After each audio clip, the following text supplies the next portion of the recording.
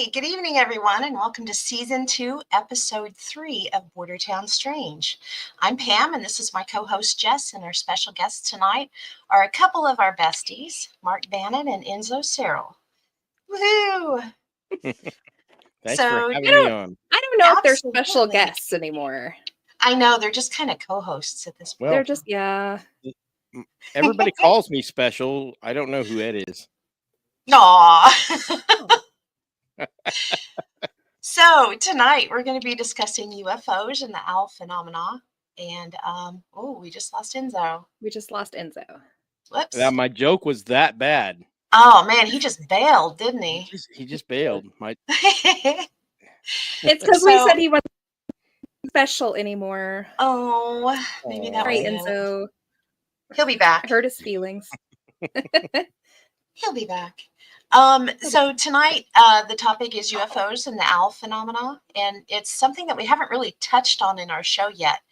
But what we're going to do tonight is we're going to take you along on the ride of this very fascinating subject. We're going to be discussing UFO sightings, alien abductions, strange synchronicities, and the fact that there has been a connection established between them and owls. But what purpose does the owl play in all of this? But one thing that we can say after hearing the stories tonight, you may never look at owls the same way again. Now, before we dive in, Just, do you want to do a little housekeeping and we'll talk about our What the Weird Word? Yeah, I just got the huge. So thanks to all of our new subscribers and followers. If you're new or old here, take just a second and like and share or subscribe and hit that thumbs up. It helps us get more content out to you, and the more people we have, the more that we can grow and the more fun stuff that we can share and do. Also, you can listen in wherever you get your podcast. If you can't catch us live, although you should, because the book games is the best. I'm just saying that I really don't agree. I think my notebooks are boring, but yay. No, they're great. We love them. I can't get enough. Yeah, they're the best. Hi, Chris.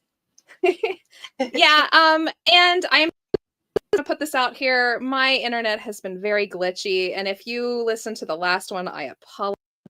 It sounds terrible, and it's kind of messing up again today, but we're gonna try to hold on as long as I can, and if I have to drop out, then I'll drop out. I'll just sit back and like wave and look owl-like. Maybe I should have brought an owl outfit and just been the owl in the corner. Yeah, you can get one of those plastic ones that they sell at Lowe's to keep the pigeons away. Oh yeah, that does not work because I've seen them setting on the owls. Enzo said that he blue screened, but he's on his way back. So. Oh, okay. Well, everybody's joke was so bad that it blue screened Enzo. I know. I crashed his computer. Hi, Stacy. Hi, Stacy. All right. Well, do we want the word of the week? Yes. So let me get it pulled up here really quick. I say really quick every time, don't I? She is super fast. Zoom. All right. So this was my week, and I decided to do screen memories. And you're going to see why here in just a second. This is everything to do with the owl phenomenon that we're going to be talking about tonight. And we're going to be saying screen memories often. So I thought you all should know what that means. It's a good one. Screen memories, are false memories or incidents seemingly planted into the experiencer's consciousness to subdue, pacify, or cause delusion. Often found in UFO abductee cases. Hypnosis or a trigger item may approach the real experience hidden underneath a false implanted one. So this is actually like a reused term. So a Freudian term, which basically was kind of attributed to children going through bad experiences when they were younger. A screen memory would be produced by their own brain to kind of cover up something very not nice that happened to them when they were younger. And it could often be brought out by hypnosis later on. They would do regression with them. What was the pop sound? Oh, it's Enzo. He booped back in. She was like, what was that pop sound? Yes. We blamed it on Mark's bad joke. Yeah, I said, what happened? Was my joke so bad he left? It's Jess's what? internet has swarmed onto my computer somehow. Oh no. The virus is spreading. It's that new Say OBS that- download. The virus is spreading. I don't know. You haven't missed much. That's We just probably talked what to it was. Jess was talking about the weird word. So Oh, Yep. yep. Green memories. That's it.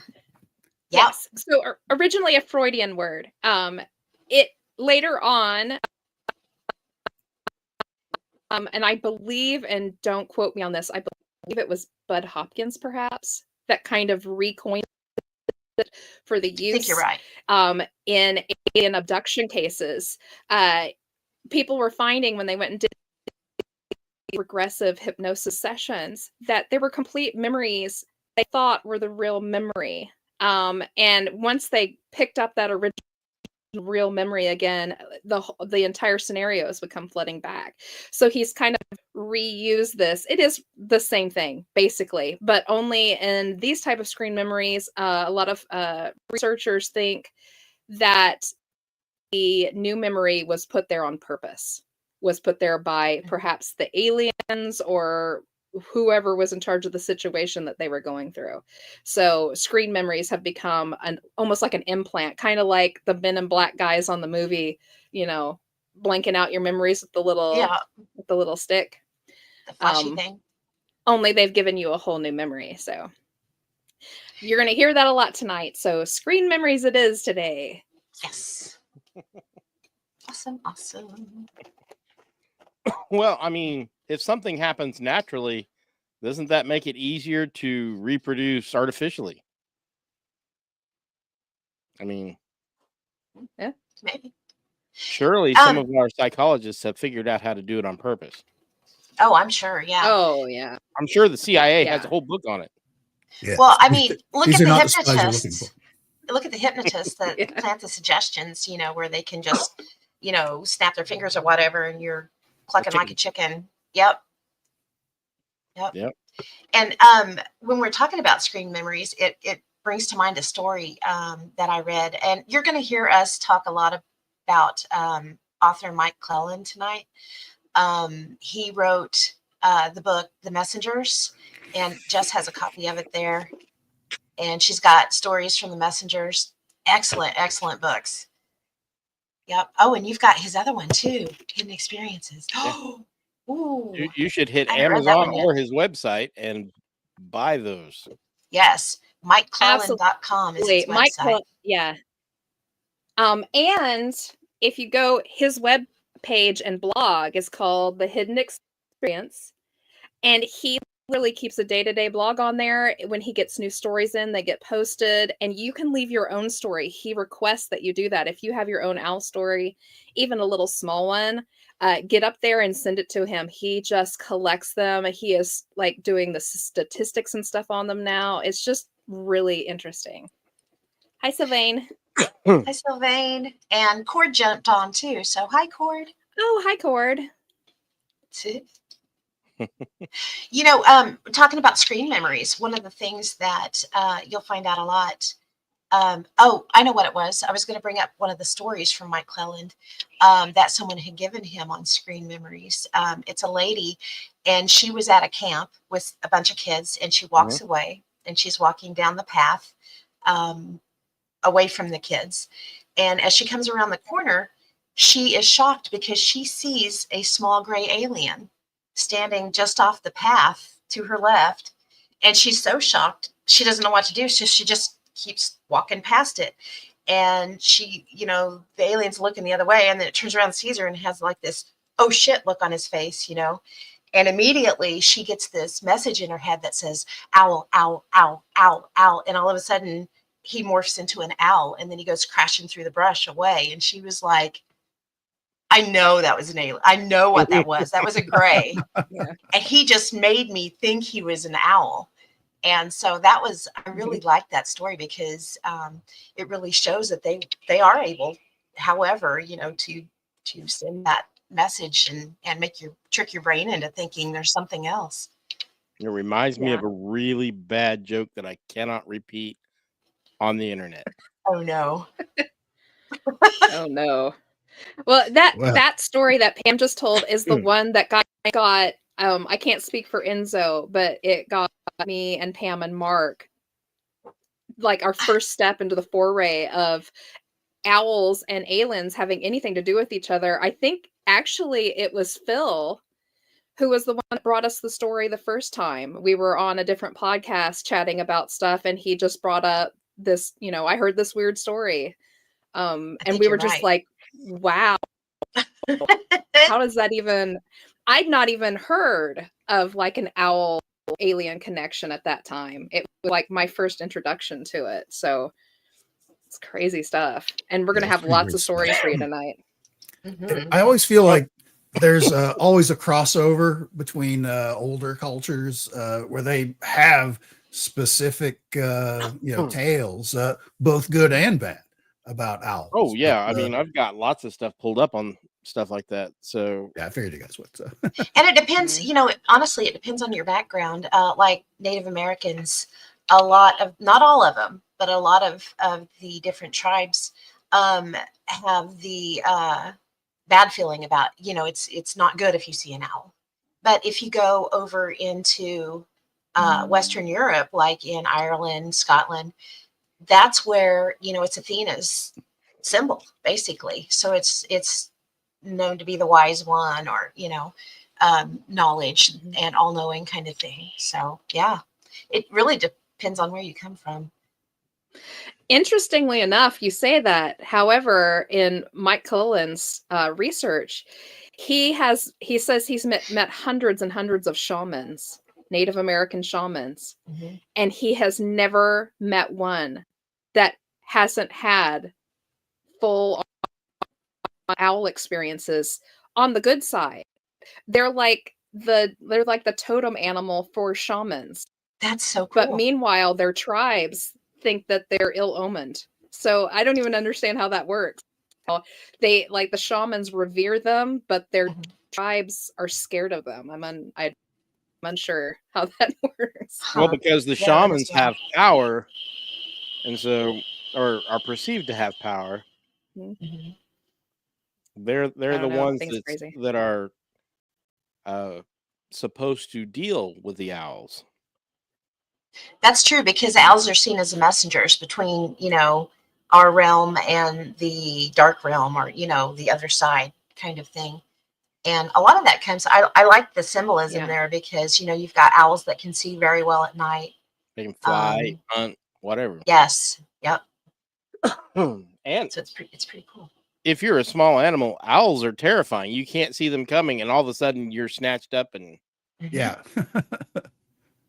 Well, they're terrifying as a human too if they swoop down on you. I've had that happen before. It's just- I've had one go through a windshield, so that's kind of terrifying. yeah, I bet. because the way that the feathers are on their wings is they're almost totally silent. Mhm. You won't hear like a flapping sound going, "Hey, what's that?" and then get attacked. It'll just happen. They're on you before you even know it. Owls are cool. They really are. They really are. They're spooky cool for the most part. They're funny Um, looking. They are. Really. They are spooky cool.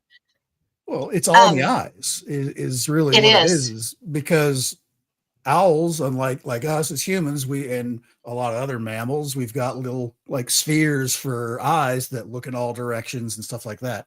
Owls, their eyes are elongated. It goes almost to the back of their skull. That's why they have such super binocular style vision. And it And of kinda- course, to make up nature wise, that's why their head can spin almost all the way around and do all these weird angles to yeah, make they up do for the whole not being able to thing. move their individual You did really eyes. well with So, Yeah. I did good at that, didn't I? You did. You did. Did very well. Very natural. In case you're just listening, I'm swiveling my head like an idiot. But before we get Now really I'm just gonna put this out. Oh, I was just gonna put we're all tormented by the owl from The Secret of Nim, because that's my Oh. first experience being scared to death of an owl. Right? Oh, Almost John as scary Roy, as the yep. needles going into the rats halfway through, but Yeah, hey John. R.I.P. David Yeah. Lynch. That was a huge loss, man. He said, John said owls were big in Twin Peaks. Yes, they were. Before we get too deep, I want to pull up some pictures. In 2017, my dad and my stepmom, they live over in Missouri, and not even 10 feet from their patio door, they have this really tall, skinny tree with a huge knot hole in it. And that year, a barred owl nested in that, and she hatched 3 little baby owls, and they were super cute. But I got a hold of my stepmom, and I was like, you got to share some pictures. So let me find those really quick here. She lost them. They got away. They flew No, away. there they are. Here's the first one, and I have the original here too. I just love that picture. They would just sit there and stare in the window all the time. And here's one of the babies when it came out. It was learning how to fly, sitting on the ground. And then this one is, I don't know which baby this one is, but it was a juvenile. But they're so cute. They are. That little one, look at those eyes. It's Yeah, like, they the look like eyes, they're looking right through you, don't they? yes, they do. I've seen that before. Part of my dealings, the latter part of my career in the military, I dealt with a lot of wildlife control and had an instance to go up to a wildlife rehabilitation center doing a drop off. But they had various birds and stuff like that they were trying to rehabilitate. Some of which, like, had an eagle that had one of its wings amputated, so it was going to be there forever. And they had a barred owl, just like this one, that had apparently gotten into some kind of chemicals or something like that, where it had gone blind. So the irises in its eyes were just locked wide open. Oh, So, wow. and of course, they even hunt by hearing. That's why owls have like that big conical facial disc, it's called, around their eyes, where it's like a funnel or onto their ears, because their ears are like right behind their eyes. So they're listening as they're swooping over a little field for scurrying mice and things like that. That's how they hunt. But it heard us come in, and of course it swings its head around, and it's just these big black orbs for eyes. And you're like, ah. That's funny. You know, in Wichita at the Tall Grass, good grief, can't talk. Tall Grass Prairie place. I can't think of what it's called, but this was quite a few years ago. They had a little owl that had gotten injured and couldn't be let back into the wild anymore, but it was albino, and it was beautiful. I'd never seen a full albino, and it had the pink eyes and everything. It was cool. Yeah. Wow. It was tiny. It was only like this big too. Oh, little bitty dude. But I thought it would be fun. I pulled up the Audubon website, and they have some owl hoots on there. And I did the barred owl since that's who we had pictures of.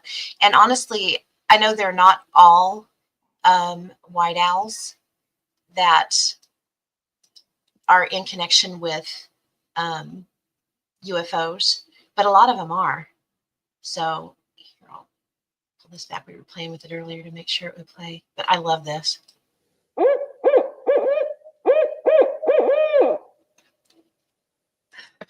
Very excited there. And you know, where's my notes at? Because I thought this was cool. I didn't realize this. I know it kind of sounds like they're talking, but they usually say that hoot is who cooks for you, who cooks for you all. So I don't know. Let's see if we can hear it again.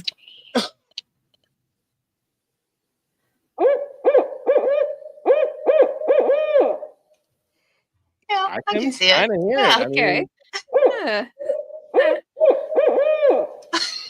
Audio pareidolia there. Yeah, that's exactly what it is. It almost sounded like no soup for you. No food for you. No soup for you. Oh, no soup for you. That's awesome. Soup Nazi owl. Oh man. Yeah. That's not nearly as cool as my Jeopardy owl.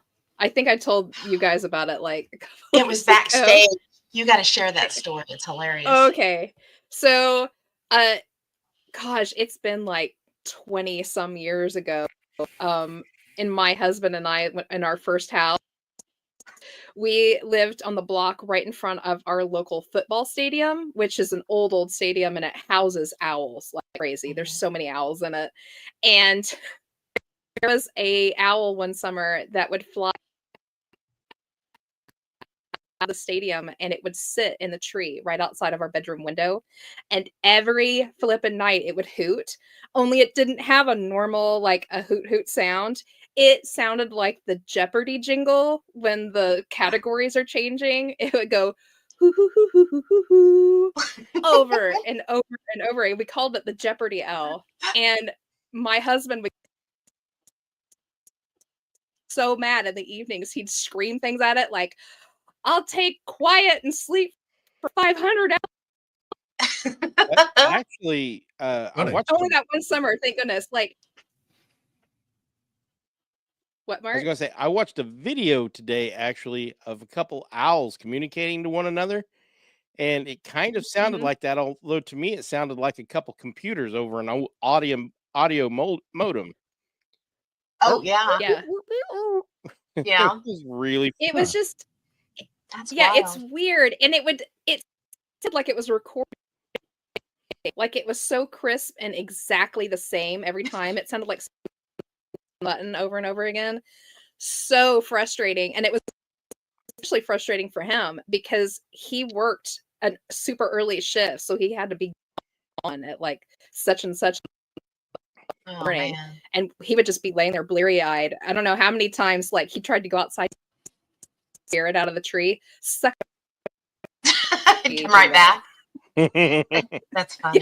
lucky he didn't get pooped on. Maybe it wasn't an owl. Maybe not. Ooh. I don't know. I hope I didn't get abducted. Oh my gosh. That is true. They do not scare easily, though. If there's one out No, there they're- making a racket, don't. they do not care what Nerves of you steel. lowly humans have to say. Yeah, they look at you like, "Pfft." Whatever. Yeah. Whatever. I want to Whatever, see you dude. climb this tree and get me, boy. That's right.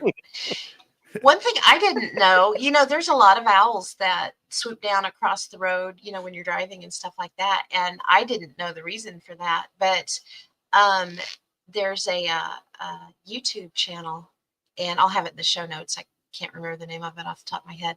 But they're talking about, it's a rehabilitation place. And they have an owl that was hit by a car and had to have part of its wing amputated. And I think his name was Sherlock or something like that. But the reason that they do that is because frogs are one of their main food sources, and they like to swoop them up because they can just eat those whole.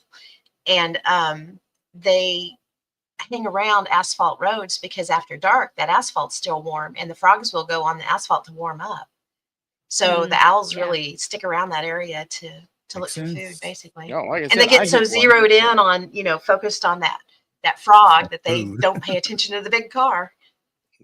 It Yeah. took my windshield out and put a big dent in the top of my car. Oh man. Wow.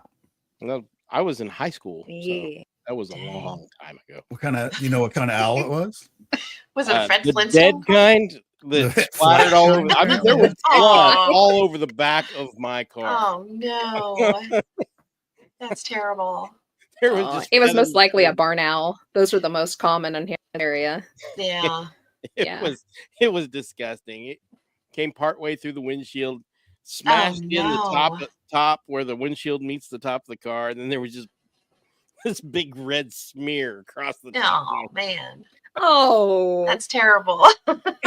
Oh. Some They of did those a lot of bigger damage. owls. Poor owl. They do. We It was we quick. had I was going we had 80.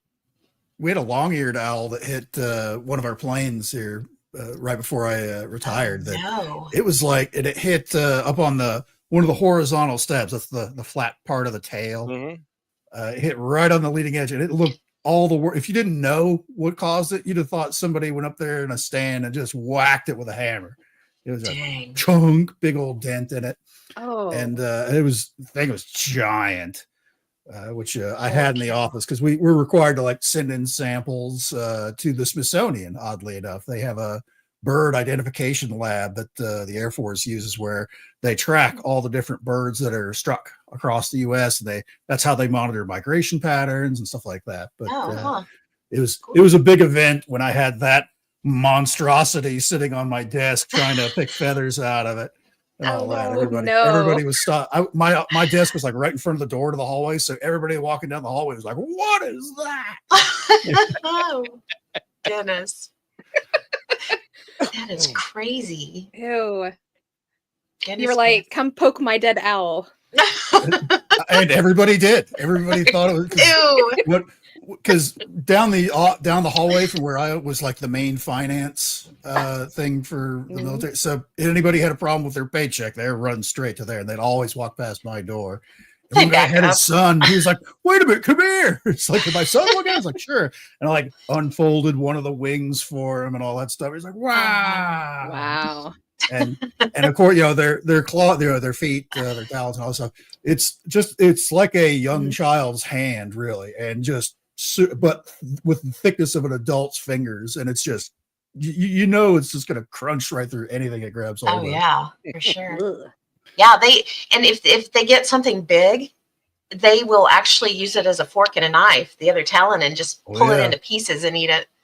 It's crazy. Those things they're wicked. Their talons are crazy wicked. They are a predator, and that's part that's part of what freaked out our ancestors, is because they are such a fearsome predator. Mm-hmm. And they operate at night when humans don't. Yeah. And there's a lot of psychology going on with the imagery of the owls and stuff. That was a great segue, Mark. Oh, well, I wasn't even trying. I mean, you pulled us right back out of the weeds there, because we were off in them a little bit. Well, I spend a lot of time in the weeds. Yeah. Weeds are the best. Weeds are the best. Especially when they're Enzo stories. That was a good one. That was a good one. So we're going to be telling a lot of stories tonight and stuff, but I want to touch base really quick. I want to go over all the aspects of the phenomena so we can kind of touch on all the, see how it all falls together. So the owl phenomenon isn't just you see an owl. So it comes along with crazy, with the Oz effect. Sometime you're going to see that pop up. Missing time is a big factor. They'll see the owl after they have their missing time. People have reported shifts in kind of their spirituality and awareness after this happens. UFO sightings, experiences also. Or, sometimes they'll get it back later. You've got that screen memory happening. And oddly enough, and I added this in here because I thought it was really interesting, Mike Cleland and his research had found that the ones who had owl experiences had Chris in their name somewhere. They repeat that. Okay, so their middle name would be like Christopher. Yeah. You kind of cut out on that. Again? Yeah, you did. Man. So, but I can help you with that part. A lot of in his research, what he found out is a lot of people ended up having the name Chris or Christopher, or Christina, some kind of Chris in their name. Which was really interesting. And he didn't know if it had like a religious aspect to it because of, Chris meaning Christ or Christian. But he threw it out there as a, who knows? It's something to consider. Yeah, it's something to keep in the back of your mind anyway. With all the religious and cultural significance that owls have had across the world, that's kind of interesting. It is. Yeah, for sure. So. But yeah, like I said, owls are just kind of freaky anyway. So we've got screen memories going on, and of course owls are sometimes considered a harbinger or an omen type of a situation, and they also consider it maybe they're a shapeshifter alien, so it's not even a real owl at all, it's an alien posing as one, which absolutely makes sense because they kind of have the same look as like, right, it would be an easy thing for them to kind of pretend or take on like the owl suit to yeah. I like there's a story about a lady that she's retelling, she saw this owl by the side of the road, And it struck her later on that this thing was huge. It was like at least 4 foot tall. And they were like, oh, that's interesting. Was there anything else strange about it? And she was thinking, and she was like, yeah, he was wearing a pair of boots. And they're like, are you sure that was an owl? Okay, that couldn't have been an owl if it was wearing boots, huh? So, whatever it was, it projected an owl onto her mind. I think that was in Mike's book. Yes, it is. It is one of the stories out of his book. Do you see that image I shared down there in the corner? Uh-huh. Baby owls kind of look like aliens. They do. They do. They got those long legs. Yeah. Have you ever seen the videos of one running? It picks up its but it's like it's picking up a dress and running. They're so freaking cute when they run. They are. They're hilarious. Right up until the time they rip your throat out with those giant. Yeah.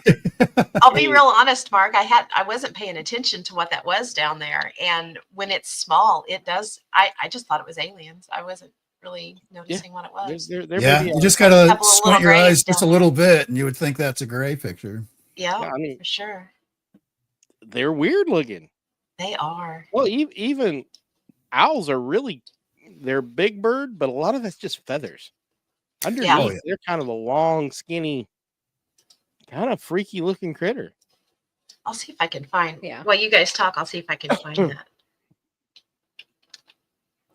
Yeah, so they're not normal. Yeah, and like you say, they are most birds, especially larger ones like that, look very different when they don't have feathers on them. It's you can think about. Oh my lord, they look hilarious. They do. Oh, yeah. They're so funny. Their legs are apparently legs they laugh at us when we're naked too. So it's. I mean, I laugh at me when I'm naked. Why are you letting owls watch you naked there, Enzo?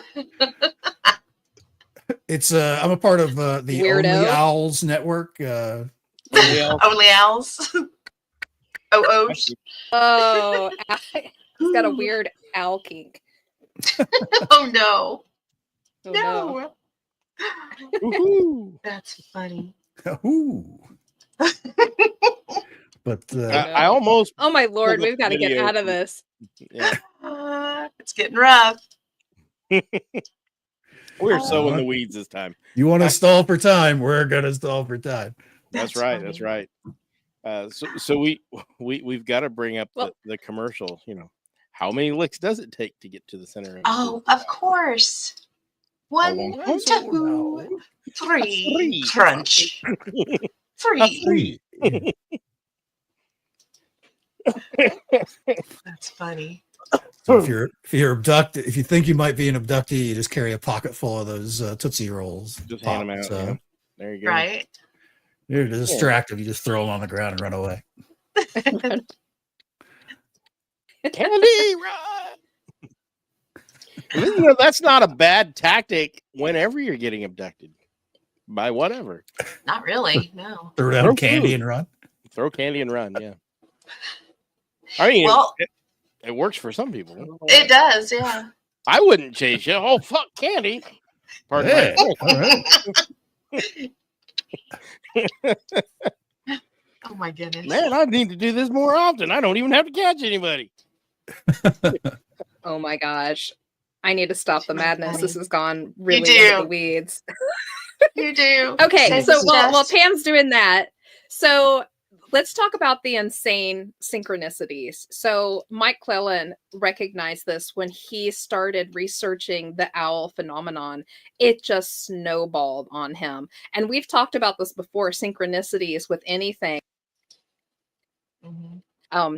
We've talked about, when we get too deep in the weeds, start bombarding you. And I decided, because the synchronicities he was talking about was just insane. And he was talking about people would call in and tell him, I started having synchronicities. Or I read your book and all of a sudden I was having synchronicities. So I did a little experiment for the last couple and I started keeping a little journal of every time something owl would pop up. From the time I started rereading his books, because I'd already read them, I started rereading them up till today. And it's quite a lot, actually. Oh my. Of all the weird synchronicities that were happening with owl stuff.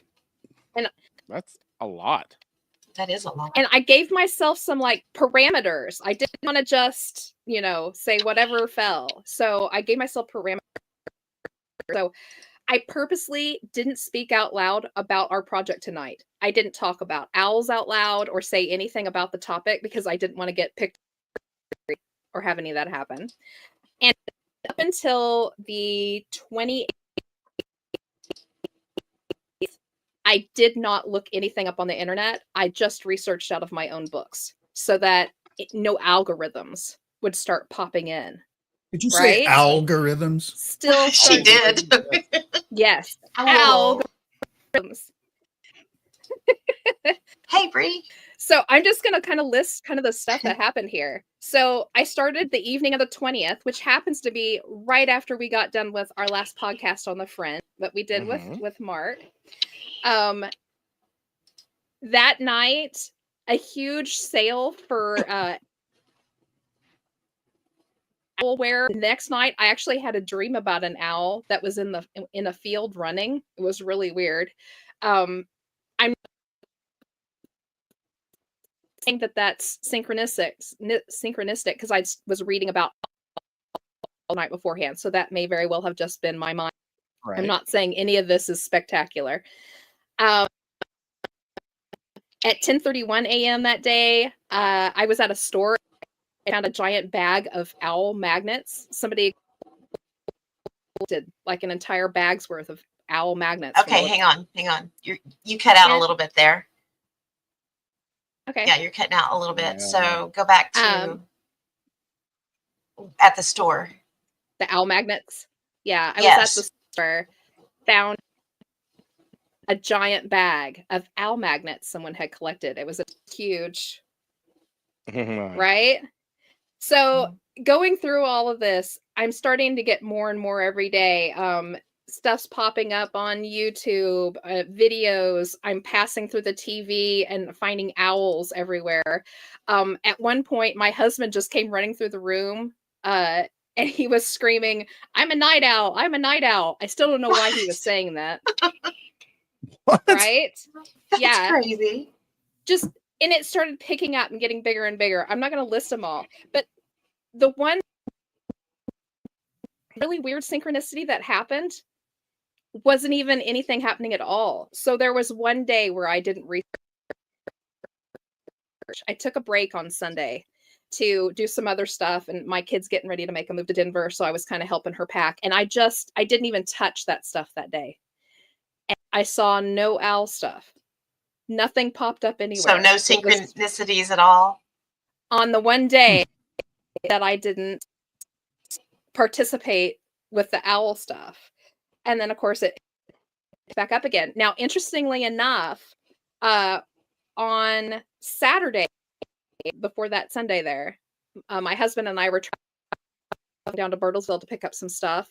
And at 12, I turned to look at the side of the road, and there was a big freaking owl sitting in the tree in the middle of the day, just staring me down as I went past.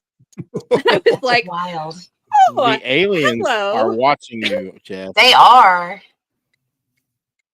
You're onto something. We must. Yeah. Watch So you. I just thought, I was like, I'm going to test this a little bit and just see if I can't get anything reasonable out of it. Now, I'm not saying that this is synchronicity, because I may very well have been paying more attention because I was reading about owls. So I tended to pick that up more. They're a popular bird.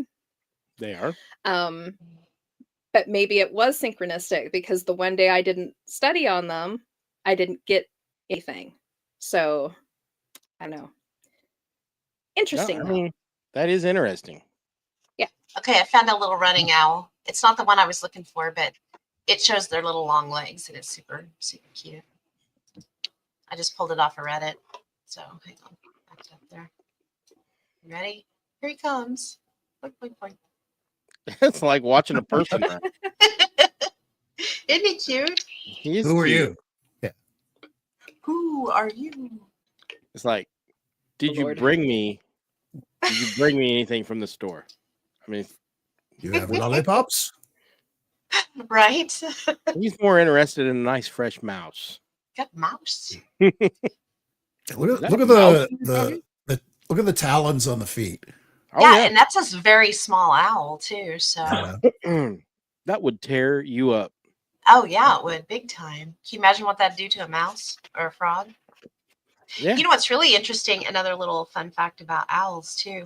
When they eat something, especially if it's small, they can just swallow it whole. And the way that they get rid of it is they turn it into a pellet basically after a few hours and digest it, and then they vomit it back up. Get all the So bones out. yeah, I remember when we were in Cub Scout, I think it was Cub Scouts, where we had the kids, we got the pellets for them to open up to dissect to see what was inside of them, and you could find little mouse bones and fur and stuff, or frog bones, depending on what they ate. Yeah, it was kind of cool, but kind of gross, but kind of cool. Yeah, they're a little different. Owls. Yeah, and they do, and that's part of the mystique, though, is they're not like most other critters. Most They are critters not. don't throw up bones. Yeah, They most of get them get rid of they're it the just old-fashioned way. weird. So Here's another picture that cracks me up. While you guys are talking, I'll pull this up. It's All not a right. Oh, my video. It's Lord. just a picture of one. You got to see this. It's hilarious. Look at those legs. they are, Whoa. yeah, they're weird looking critters. Yep. And I could see where, if one had its legs extended like that, it would look kind of like a person. Could you imagine if one was running down the side of the road? Right. Especially a 4-foot one. Yeah. And, that's something else when it comes to maybe something being planted in your mind. A thing like that is because there are really not any 4-foot owls, No. I was around even going to here. mention in that picture that Yeah, you could see the person's hands that were, lifting up the feathers, that Yeah. you can see how big it is. It's still, a couple feet, bordering on 3 feet, and they don't get that much bigger than that, but still, you see one flying through the air. It's like this garbage can flying through the air suddenly, that's coming at you. But They got they some big old certainly don't wings. get. Yeah, it's the wingspan that. Yeah, they have those really broad wings, which they use for that's low altitude soaring kind of stuff. Like a hawk has much broader, not as broad because they're doing it a little higher. And of course, a falcon, it's very thin because they're all agility and speed. So for an owl, it's got those big wings and giant feathers that come off of the end of the wing for when they're flapping. It's silent, like I was talking about before. The way that they're shaped, the way the design is, you don't hear that giant wing flapping as it's swooping in on you. They've got built-in vortex generators, and they've got lots of lift. They can lift things that are heavier than they are. Oh yeah. So Yeah. Well, let's anyway, let's talk about the giant owl the stories. Mm-hmm. Let's do, because there's some good ones. There are a lot of them. Yeah. There are a lot of them. I'm just going to kind of go over Dolores Cannon. She's an author and a hypnotist, actually. If you are interested in this topic, get her book, The Custodians. She talks about this topic a lot. It's a really book. Her own experience right after she was coming from a meeting with other UFO abductions and experiences, and she was actually considering whether or not she even wanted to go that route at the on that kind of phenomenon. And she was on her way debating in her head whether or not she with abduction experiences, where she had an owl thing herself. Yeah. What's that? I was gonna say you might want to slow down Am I just bleeping a out little again? bit. Yeah, you're kind of blipping out. Okay. So she was headed back to her home in Arkansas, in the Ozark Mountains. And on her way there, she got stopped dead in the road by a owl that was so tall it could go over her hood of her vehicle. And it stopped right in the middle of the road, and she had to stop, and she actually crept up to it to see if she could get it to scare away, and it finally flew off, and it just flew further down the road and landed and turned back around to look at her again. And she rolled up to it really slow, and finally, right before she touched it, it flew off again, and it did this all the way to her house. And when she finally, it finally flew off and away, and that was when she realized that owl was over the top of my hood in height. It would have been like 4 feet tall. And Yeah, there's owls no don't way. come that tall. In fact, I No. went and looked it up. The tallest owl on record, the tallest one that comes in any part of the world, is the great gray owl.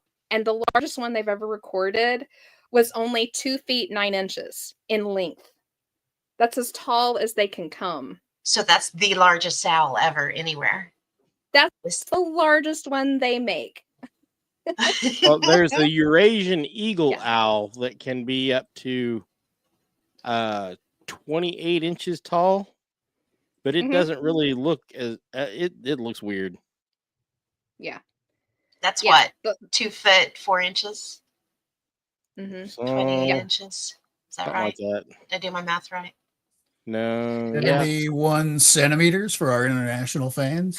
73 centimeters. Yeah. Yeah, Yeah, Ian, we so- have that weird math over here. I'm bad at math. Weird the math. tall It's not owl math. prevalent in these. So many Oh, of yeah. these are humongous tall owls that are like almost the size of a human sometimes. So you're wondering, is the screen memory popping back in? Is it covering something else you're not supposed to be Oh, seeing? I'm sure it is. Oh, yeah. Especially, when you hear the story of the one lady Yeah. that was like looking at him and he was like, oh crap, she's looking at me. Owl, owl, I'm an owl, owl, Mhm. and then she sees an owl. So they have more Which ability than we that's do, it's like obviously. a two-pronged thing as far as you don't freak out if you see an owl, sitting in the Right. front of the road. You Right. don't want to hit That's it. true. It's a little thing. If it was a gray or something like that, you may just stomp on the gas and say, "No, I'm going to take my chances. Get out of here." Blow him over the roof of your car. Yeah. But or something like, if you see something unusual that you're not used to seeing, it's basically it's either they're making you perceive them as something that you're familiar with, so you can somehow acclimate yourself to whatever this encounter is, or it's just to make you blow it off as something normal and mundane, so you don't think about it. Which you bring up a really good point, and that kind of leads us into symbolism. That's something that we need to consider too, because more of the natural world, things are conveyed through symbolism. That's kind of nature speak kind of thing.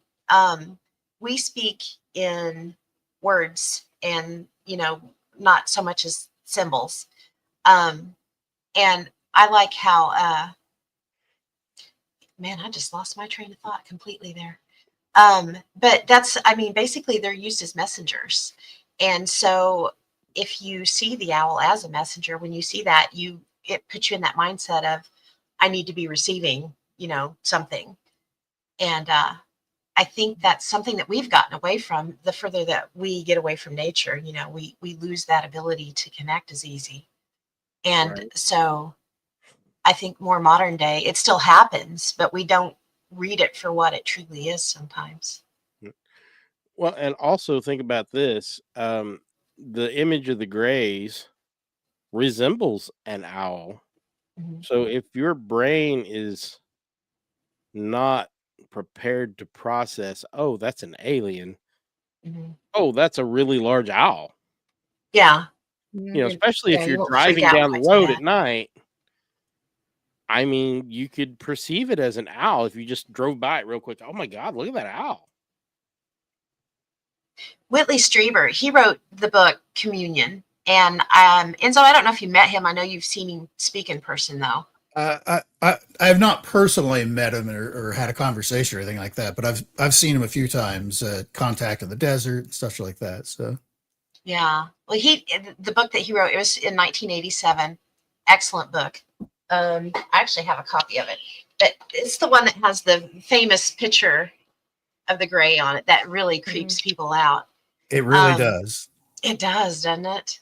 I have not. I've only seen like a little piece of that movie. I was like, when I would deploy somewhere, they would always be like a movie tent where they would just play, discs over and over again. And someone had it on as I was walking through, and it was the part where the gray kind of peeks around the door. Ooh. And it really bothered me. I was like really, really bothered. Just this imagery of, I don't know why. I mean, I to my knowledge, I've never been abducted or had any kind It's of so close creepy contact like that. though.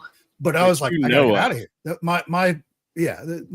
My first impression was like, I'm done. I'm out. I'm out of this. I'm leaving. I'm walking out right now. If you haven't seen that movie, it's a trip. It well worth a watch for sure. But Whitley did write about mythic symbolism in his book. And I thought it would be a good spot to put this in. So Athena, her symbol was the owl. And the Latin word for owl is strix, which also means witch. And it was thought in the earliest times to embody the wisdom of Ishtar, the ancient Mesopotamian eye goddess with the huge staring eyes, which, that's really reminiscent of the owl. But the owl is also the totem for the Celtic, and I'm going to try not to butcher this. It's Welsh, though, so I'm probably going to. Blodaweth. So if I did, sorry. I tried. It's Blodeuwedd, and I looked up the pronunciation, and it's Blodaweth. Blodaweth.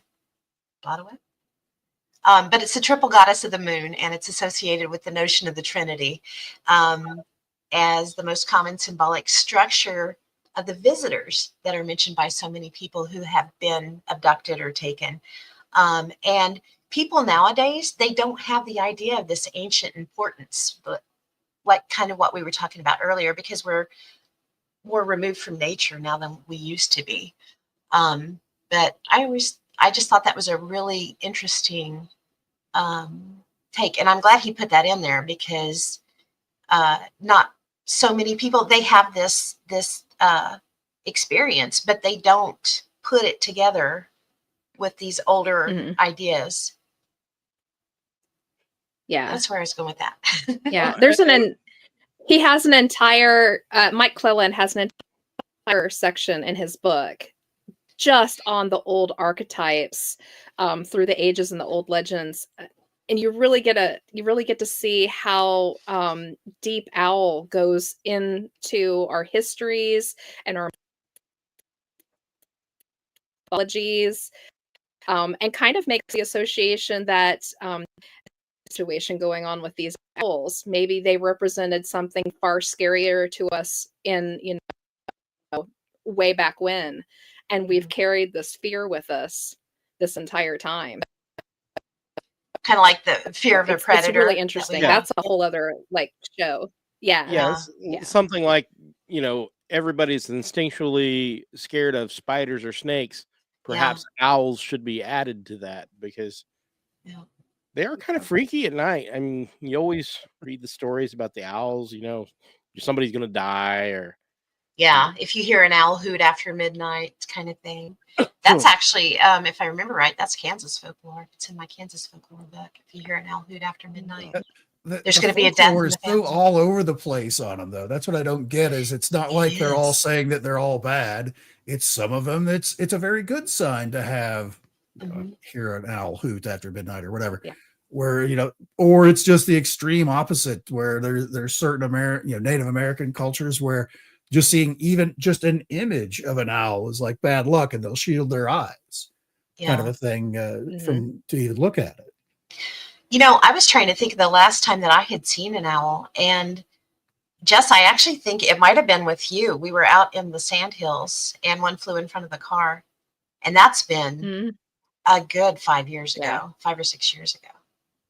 But I'm an inside cat. I'm not an outdoor cat. Well, I'm kind of that way myself, but I know that there's some kind of a hoot owl of some type that's somewhere in my neighborhood that's here every fall and winter because it sits in the tree that's just outside of my place, and I'll hear it hooting, but it's so loud and there's so much bass to it. I can hear it through the walls of Oh, my place. wow. Just, just that's kind of what I hear. It's It's like, saying oh, so. that's I'm the cold, owl. let me in. Yes. It's Hootie. I also live next to a couple of ponds during the summertime. I hear bullfrogs through the walls all night long. I don't sleep very much. That's fair. Funny. That's fair. Mike and Whitley, they both speculated that grays, they might be able to literally see through the eyes of the owls. And I thought that was an interesting concept, that maybe they were like a something that came before, like they came to scope out the area to make sure there weren't any Air Force or anything out there looking for him. Well, so birds aren't a real thing. Wait a minute. Right. A lot of the stories of the Greys, especially, talk about them speaking without moving their mouths, in your head. Mm-hmm. So if they've got some sort of telepathic ability, one, they could easily make you think you just saw an owl. Yeah. Or they could easily use a creature with extremely good eyesight that can see in the dark as Surveillance, like the basically. Beastmaster, and they can just okay, I'm watching my prey through the eyes of my beast. There you go. Okay, you people at home are missing the fantastic look that Mark was. Yeah, if you're listening on Spotify or something, you need to go to YouTube and rewatch, because that was great. That was the best, like, crazy-eyed Mark look I've ever seen. Well, I've got the crazy eyes. I'm in the. That you got the crazy eyes. They aren't coming by that without reason, because in Norse mythology, that was hard. Words are hard. Odin, he had 2 ravens, and they would fly around the earth each day, and then they would return to him and transfer everything that they had seen through their eyes to him. So he was like their reconnaissance, kind of an avian surveillance camera that he would send out and bring back. So I mean, it makes sense, and this is something, obviously, if it's Norse mythology, something like that. Wasn't that part of the Athena myth somewhat? I don't know if it was Athena so much. It could have been. I don't know. Very well may have been. I read. But I know it was Norse for sure. I've tried to say that 4 times now, and I still can't say it. So words are hard. Words are hard, especially when you have a Kansas accent. Darn it. Dang it. Yeah. Well, I mean, you see my little tag under here, certified bird brain. I speak as well. Actually, some birds speak better than me. I'm not going to lie. I'm trying to think of the song. What was the song? Give a hoot, don't pollute. Woodsy Owl? Yeah, Woodsy Owl. Give a hoot, don't pollute. Don't be a dirty bird or something. Don't be a dirty bird? Yeah, I can't remember the words now. I've got a joke for that, but again, it's not fit for the internet. Marcus. Sorry. You're in trouble. I work in a mechanic shop. I hear stuff that would just turn your stuff. I hear stuff that would turn your brain to jello. Mechanics are nasty. Oh, I bet. I can testify to that. That's true. Yeah.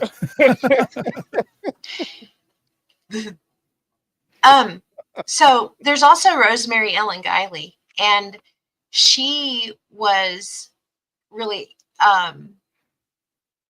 talked a lot about the fact that owls would show up at paranormal hotspots, like places that have severe hauntings or ancient sacred sites. And she always felt as well that there was some kind of connection with these highly charged places, and the owls. So I thought that was interesting too, because, you know, there's more than one person that is pretty much an expert in these fields that are having the similar thought pattern. So that makes me think that there's probably something to it more than there's not. What can owls see? Okay, so we've discussed in the past how animals can see things that we don't see. Mhm. Like Enzo was talking about, look at the optical receptors that are built into an owl. What can they see that we cannot? Maybe they are attracted because they can see it. They're attracted to strange things. Well, I should have them around me all the time then. Well, all of us really, because I'm about as strange as they get. I had somebody tell me today at work, I posted some weird stuff, but they couldn't remember what. And I said, well, that really does not narrow it down.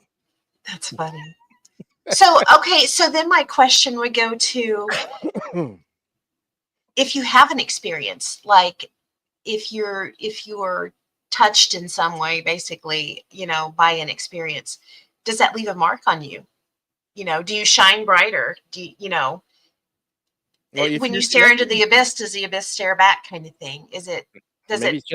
Are you marked now? You know, that may be the fact. I feel is because last year went to Contact in the Desert and was hanging out there for 3 or 4 days.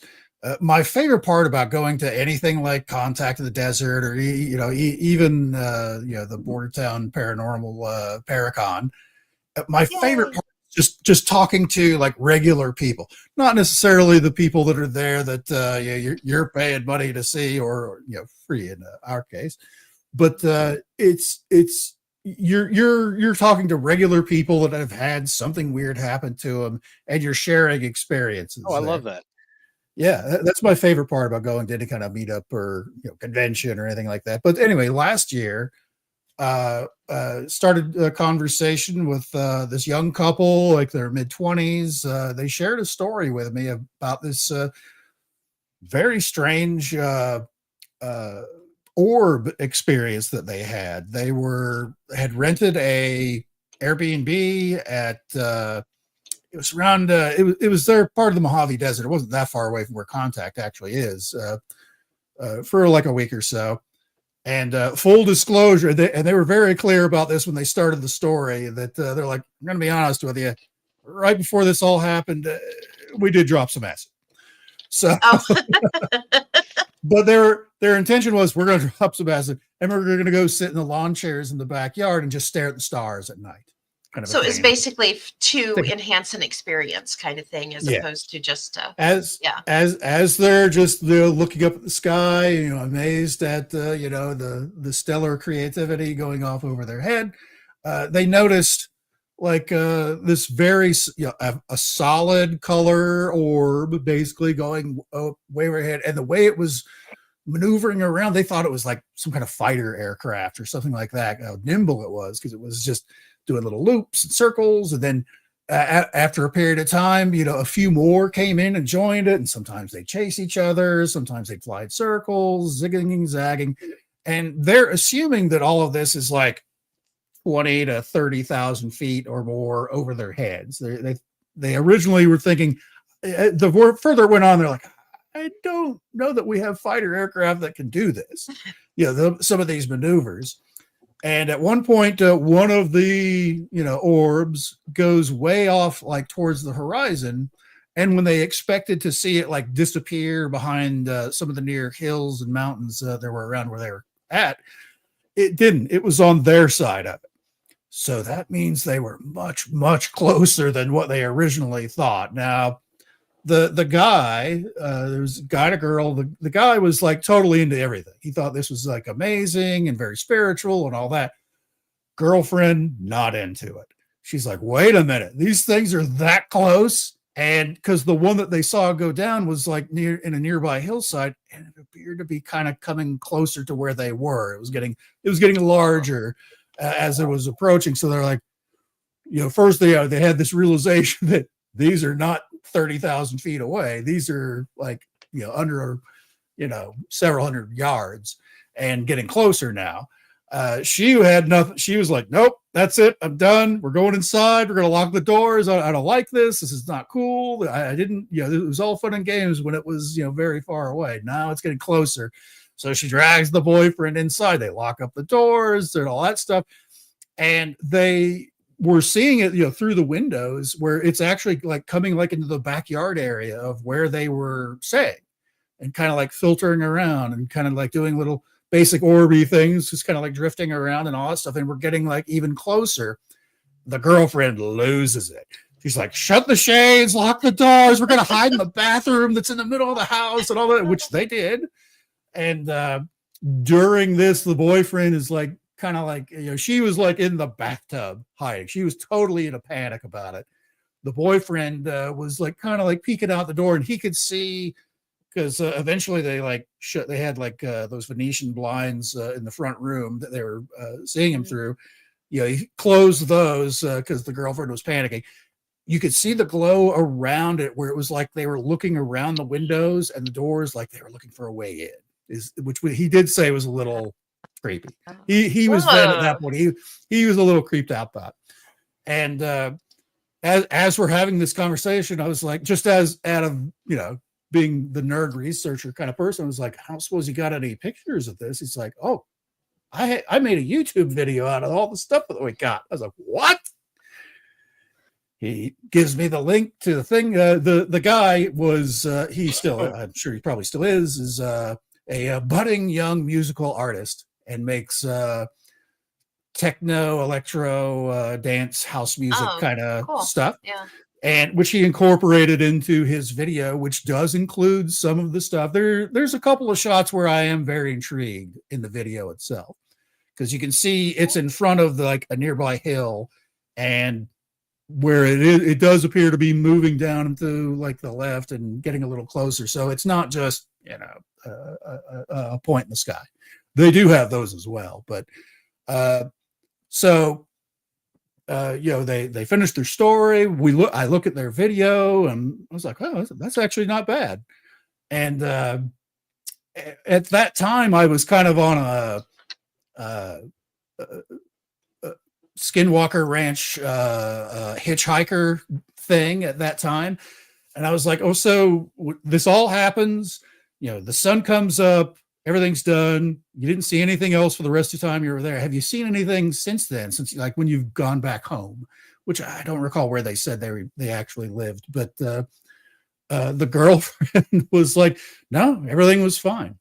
And without any prompting, she's like, although I have noticed a lot more owls hanging out in our backyard now. I mean, excuse me. She didn't make the connection, did she? No, she had no idea. Wow. So these two people are hanging out outside at a heightened state of awareness due to a little bit of recreational pharmaceuticals. Due to turning on points of their brain that normally aren't. So their brain is probably glowing to anything with any kind of psychic ability. Of course. Oh, that's a good point. We hear all these psychic abilities of all these aliens. They would be attracted to that, and of course they would. Once you gain their attention, they would probably want to, what's these people up to? They're kind of entertaining. Right. Girl hid in the bathtub. That was great. We scared the tar out of her. Let's try it again. Oh, did you see that video that guy made of it? See what she does next time. For Pam or whoever has mastery of it, in the private chat, I've put the link to the YouTube channel. So if the people at home want to check it out themselves, admittedly, 95% of it is a little flowery alien imagery, but there is a section like right in the middle where they kind of break down exactly how the story went. He didn't include, when he was telling me the story verbally, there's a part of the video where he talks about how there's a bright flash of light and some of the local wildlife kind of went crazy and then go silent. But to press on with what we're talking about tonight, I started asking a few questions about the owls. They're like, oh yeah, we see them all the time. Ever since after that trip, they're everywhere in our backyard all the time, almost every night. Hooting and making noise and just hanging out, looking at us and stuff. And it's like, Psychic spies. yeah. So I did ask. I would certainly mute this. You don't have to say any I of it you did. don't want, but I'll play it a little bit while you talk. There's certainly some creativity for some of the stuff going into this, but he does break down the whole story eventually in this. But yeah, that was the place. There's a little bit of the conversation that they were having that I guess they before it happened, before things started going a little crazy. But as basically, I asked him. The girl saw the look on my face when she said there were more owls. There's like, why? What does that mean? Are we in danger? Try to be concerned. She was still freaked out over the whole thing, which was when this occurred was like in 2023. So it had been almost a year when I talked to him last year. So it's a couple of years now. But as we were talking about it, she was like, I'm going to go get something to drink. And so the boyfriend was still there. After she walked away, because he was totally into everything. He wanted more. He wanted to know way more. I was like, yeah, just so you know, that there may be a connection between, possibly abductions and stuff like that with owl things. You may want to look into that yourself. I'll let you explore that one. But I didn't want to say it in front of the girlfriend because she was already on that line of total freak out while we were talking about, because she saw the look on my face when she said there's more owls. Poor girl in a home. Yeah. So I spared her because really, actually, what I said was like, if you haven't experienced anything anomalous other than seeing some birds in your backyard, there's probably nothing to it. Yeah. So it's not that big of a deal. Then she walked away, and I pulled the boyfriend aside. Like, hey, just so you know, He's and probably he was like, oh, God. he was really super into it and wanted to know more about it. So he was happy to, or at least you're interested to hear that part of it. So. Yeah, just seeing something as anomalous as this, and then followed up with a noticeable increase in owl activity without knowing that might be a thing in the backyards after they got home. Yeah, there is something to the owl thing. Yeah. Yeah.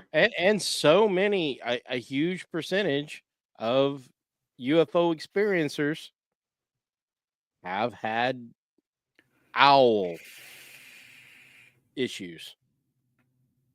So it is a Issues. really That's weird a good word connection for it.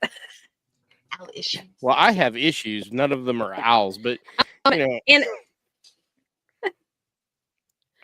yeah, a lot of the owl phenomenon that we've been looking into, the stories, amounts of missing time, and then later on, they'll have a trigger moment and realize that missing time was when they were. So it goes from just I saw an owl and I had some missing time to, oh my God. Then it turned into this, and it took me with I them. got robed. Yeah. In fact, I found a really interesting one. It was two boys. They were having a sleepover, and at about 9 p.m., they remembered that they'd left a toy that they wanted at the other one's house, which was literally like 2 houses away.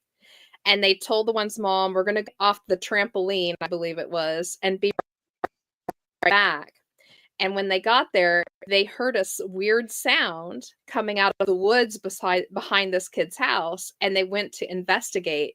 And when they got up to the tree line, a huge owl flew straight out at them, with a big bright flash of light behind it. And the one kid was trying to figure out what was going on and was in mid-turn when he heard his friend say, we've got to get out of here. And they both bolted for that kid's house, the house that was got in the back door. He was greeted by his parents at 3 a.m. when they got inside the house. Oh, wow. Yeah. And the police were out looking. Holy cow. Oh. And they'd only been gone a few minutes. At 9. Yeah. So left the house at 9. that went down, they said it would have all of 5 minutes to get there and back, and went straight into the from 9 until 3 a.m. So what happened to them in that That's time? crazy. Don't want to know. That's classic. Yeah. Wow. Yeah. Classic For story. this young couple that shot this video, this is actually like as close as I seem to recall them getting, and you can see the Venetian blinds are still open. It was at this point the girlfriend was like, "Shut the blinds! Come and hide in the bathroom with me." And the rest of the video, for the most part, is a lot of clips like this. So that's kind of the end Okay. of the. So that was the footage. end of it. Okay. Yeah. Cool. But That's some really good stuff, though. if you want to stick that link into the regular chat, if people want to check that on their own, Absolutely. great. Yeah, it's an interesting video, especially where you actually Yes. see the orb. Yeah, out the between one hills. with the hill in the background where you can see it's clearly below the horizon, kind of a thing. That is a really good way to film too, because they got a good point for perspective. Exactly. And I was giving them accolades on that. Some of the earlier stuff, it's the blurry, out of focus dot in the sky kind of stuff that we've seen a million times, which is fine, but it doesn't tell you a whole lot. You don't have that perspective. But he described them as being like only like a few inches big, moving around, at least, as when they got closer to, the building they're in. So, but yeah, the girlfriend, not cool with it. Did not like anything Not cool at all. any of it. No. You were talking, Jess, about missing time like that. There was a couple of stories. One that sticks out in my mind is the guy that left his house, headed to his buddies. They were going to have a movie night or something. I don't remember the specifics, but he comes around the corner and there's a giant white owl in the middle of the road. So he stops and looks at it for a minute and creeps around it. And when he goes forward, he sees it again. It's in front of him again. So he goes around it again, and then he ends up at his friend's house, and his friend is pissed. He's like, "Where have you been? You said you were leaving. You were on your way." And he's like, "Yeah, man, I just headed. I saw this big white owl in the middle of the road." And, he's kind of realizing how stupid that sounds. So he kind of quits talking about that. And his friend's like, "It's after 10 o'clock. Where have you been? You left your house at I don't remember what time it was. I want to say 7. But yeah, I mean, he just between his friend's house and there, just a couple of miles, he lost a couple hours. Seeing a big white owl. That's crazy. Yeah. Yeah. The missing time. That's the scariest part. It That is is the scariest what part. 'Cause happened? You don't. What happened to me while I don't remember? Yeah. And for those of you that don't know Woodsy Owl, this is Woodsy Owl. There he is. He's cute. I can hear his little song in my head. Ooh. Come on. I will abduct you from your bedroom. Okay, trivia here. Oh, Lord. I think the guy that played Radar on MASH, I think he Gary played Berghoff? Woodsy Owl. No, Really? yeah, that was his name, wasn't it? Yeah. I'm pretty sure he Gary played Woodsy Owl because the guy wore the big costume and danced around in it. Huh. I'm pretty sure that was him. I'll have to double check that. I could be lying through my teeth, but I'm pretty sure. One of those fun facts that rattle around in my brain. I mean, we can find out real quick. We have the internet and ADD. That's true. I wouldn't be surprised. I mean, as long as he was hiding that hand, he was okay with it. Angelo Rosito. I was wrong. I thought it was Gary Berghoff. Oh, man. Why did I think that? Hang on. I don't know. Maybe the aliens implanted it Several in your head. actors, Sterling Holloway, Barry Gordon, Dave Kimber, and Frank Welker. Where did I get that? I don't know. Oh, IMDb, No. Gary Berghoff. See, Is he ever Woodsy Owl? Oh, Lord. right? Well, maybe it Anywho. was. And Pam has flipped Reel us back in, Jess, while I'm down this rabbit hole over here. I have a really interesting. It's owl. Dude, you're cutting out And- really bad. You might have to slow It's- down again a little bit. Okay. Yeah. Yeah, Just go sorry. slow. So, okay. I found this story that has, oh my gosh, it's got a little girl in it. It was Halloween time and they were pulling out decorations, owl decoration, and the little girl looked at it and went, "Oh, mama, I've seen this every year." And she goes, "No, I remember it from when I was a baby." And she was like, "What are you talking about?" And she said, "Mama, when I was a baby, every night 2 owls would come to my window and they would pick me up and they would take me out every night." Oh, yikes. Yeah. And her mom was like, "What are you talking about?" And she goes, "No, really." And she like explained what her room looked like when she was an infant, like her crib and everything. And that every night these 2 owls would come and she would fly with them. Oh my gosh. Oh my goodness. Wow. Yes. Uh-huh. And another story I found that was just super strange, didn't even involve an alien. It involved something mechanical. This girl was laying in bed awake and she saw something come down out of the sky in front of her bedroom window. And it was mechanical. It had a lens and it had like a long metal arm and it attached itself to the window. And when it did it, she went to go scream. But in her mind, she heard it say, "Don't worry, I'm just a friendly owl." But she didn't see an owl. She saw this metal thing and she watched She had Boobo out there? That told her, "Don't worry, I'm just a friendly owl." Yeah. She said it had like 3 lenses that would come in and close and open like it was blinking. And she got really interested in it. Like she wasn't scared anymore. And she got out of bed and started walking towards it. It detached itself back up. What movie was? Okay, there was a movie that had a clockwork owl on it. Yeah. Flash of the that was- Titans. Flash of the Flash of original the version. Titans. Yes. Boobo. That's why I made the Boobo. Okay, reference. okay. That was the I name was of the like, Yeah. oh, that's funny. But it wasn't an owl. It was It was That is an alien weird. probe. a little arm. That's all it was. It was what? It was just a lens with a Uh-huh. little leg off of it. Like, Oh, how let's see strange. if I've got a It's like a deep sea submersible with an arm. Huh, that is wild.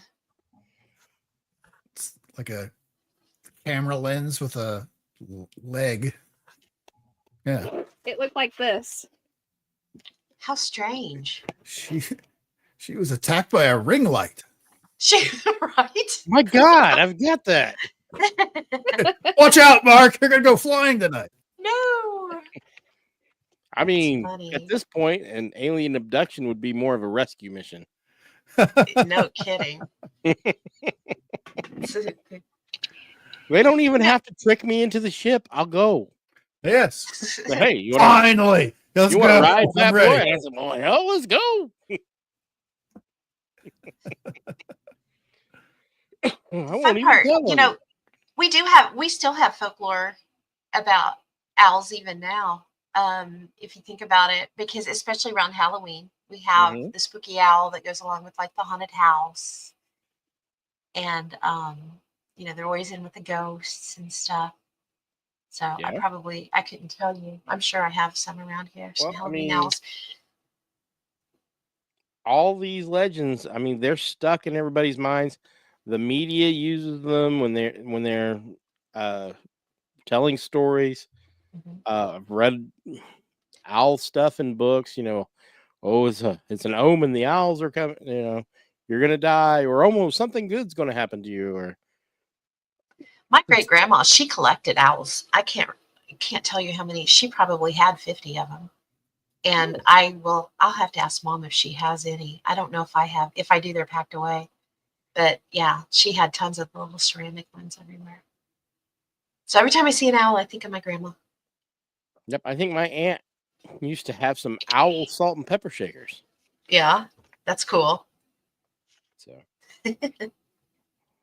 How fun. They are fascinating creatures. No matter who you are, there's something interesting about it. I feel for everybody, just because they're just so different from what you're used to seeing. You know, it's not just a bird. It's Right.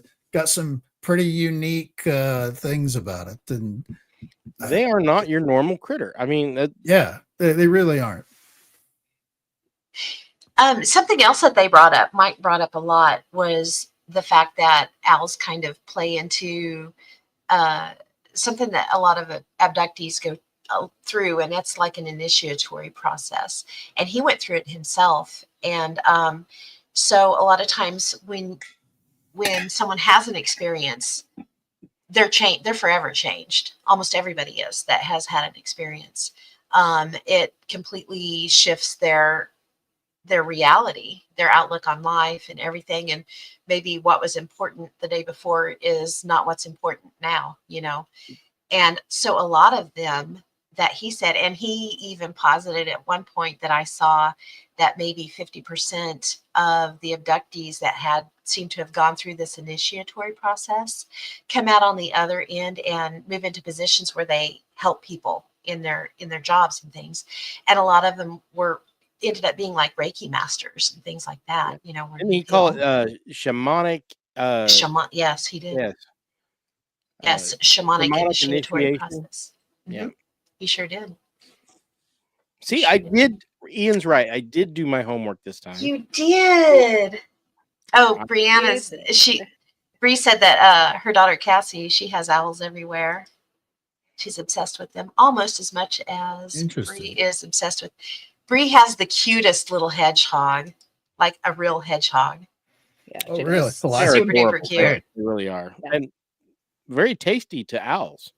Oh, I'm glad you added that in. I was like, oh no. Oh, no. Did you all want to talk about the reverse recordings that they did of the abductees? Did you read I didn't run across that. No, I didn't. didn't. I'm not familiar with this. Didn't it? Oh, like the whole last half of McClellan's book is the reverse recordings. It's so flippin' interesting. I'd never actually heard of this. So, well, you know how like Beatles fans would play the records backwards and try to find the hidden messages and stuff like that. Mm-hmm. Yeah. So there are these two researchers, Eve Lorgan and who got the idea to take these and their experiences and to play them backwards just to see if there was anything there. Mm-hmm. And they were shocked to find that there actually was. And there is so much on owls in the stuff. Weird as that sounds, it's actually there. So I can't believe I didn't know that. McClellan. Yeah, you're cutting out really bad. Book. Yeah, I was not aware of that. I'll just do a couple and then I'll. Yeah. So, in this one that they did, just recording about her abduction experience. And in it, she says, because she remembers an orange light, right? And when you play that segment back, it says, care, the owl knew it was their memory ship. Another one, playing it forward, this gentleman under the black light. And when you rewind it or play it in reverse, it says, the owl called within. And it's just line after line after line after line of owl stuff. One was, that is weird. One said, he said the pretty lights, and first it said the owl led her, and it just keeps going. And in fact, McClellan himself later on had done some sessions where he talked about his experiences, not his abduction experiences, but where owls. And when they played it back, it also mentioned owls. And I think at one time it mentioned Whitley Strieber in it, replying back to what he was talking about. But it was him being played. Very strange stuff. You'll have to check it out. That It's is weird. the back. That is strange. It's No, at the I back of didn't. the messengers. Yeah. It's in the first book. Okay. Like, Yeah, I didn't read the first book. I didn't have a copy of it. I read the stories from the messengers. so for anybody that's interested, it starts 2 in The Messengers by Mike Cleland. Can And you there's say so that much again? more than that. Page what? 303. Okay.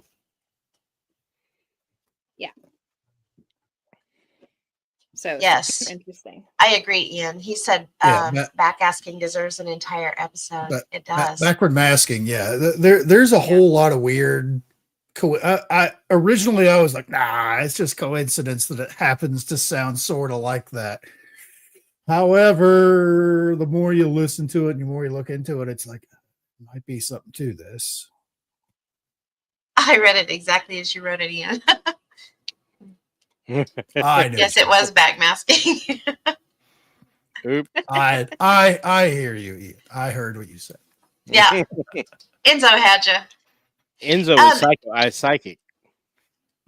Right? The owls told me. The owl. I like, they pulled up 4 ideas of, or Mike Cleland did 4 ideas of what owls might actually mean. And one of them was that owls are alarm clocks.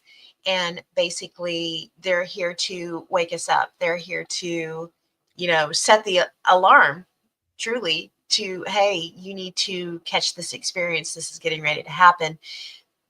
But, I mean, is that the case? I don't know that for sure. And then another idea is that, like we've talked about a lot tonight, owls are an archetype. They're a symbol, and it's like an image that's stored deep within, our genetic memory bank, basically. So there might be hidden meanings that are locked away in our general consciousness. And if so, maybe that's a way to get to it. The owl is the key to get us there. Because we think in symbols. And I never saw this mentioned anywhere, but I did a lot of research and experimentation into remote viewing a couple of years ago. And one of the things that we were taught was that basically to get to that other part of your brain to where you can actually remote view, you have to talk in symbols. You have to learn to interpret its symbols. It has to learn to interpret yours. And that's how you tap into that. And I thought that was interesting because this kind of plays into that as well. So there is something to that, because when I learned to do that, I was able to, in some of the exercises that I did, I think I did 5 exercises, and 4 of them I got right. So it was pretty cool. I really need to pick it back up. I just kind of hit and miss. I interested for a while, and then my ADHD brain heads the other way. That sounds like Really my bad about typical that. day. Mm-hmm. I'll start 14 different projects and Right. be And then something totally different the next minute. that's my constant. And then third, owls are here to announce initiation. We kind of talked about that too, that, and when we talk about initiation, what we're talking about is like a ritual, like, a young person that is Catholic going to their first Holy Communion, or, owls, they kind of show up. When they do show up, it's normally right before a UFO arrives, or some kind of ship shows Paranormal up, or event. whatever, paranormal event. Yeah, thank you. So it's kind of like the owl's like, hey, heads up, here's the alarm clock, pay attention, something's getting ready to happen. And I think that's cool too, because that makes sense when you think about it in those terms. And then the fourth one is that owls are a totem of like a transformational experience, which again, we've talked about that, you know, where once you see a UFO, it turns your world, you know, it tilts your whole world. Everything's different. The entire paradigm of your life is altered. You know, things that you didn't think could be true, now you're realizing they're really there. I think, especially as interested as we all are in the paranormal, we've all had that experience. We've all had a situation that has, you know, tipped the scales for us, where we may have been on the fence, but you know, something happens and you're like, oh, wait a minute. Yeah, this stuff's real.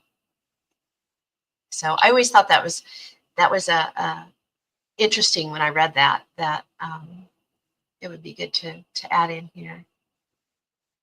So yeah. Ian brings up a good point that I'd totally forgotten about. You just remembered the Bohemian Grove statue is a massive owl. Oh, yeah, that's true. Like, That's And there's Karen. Yay.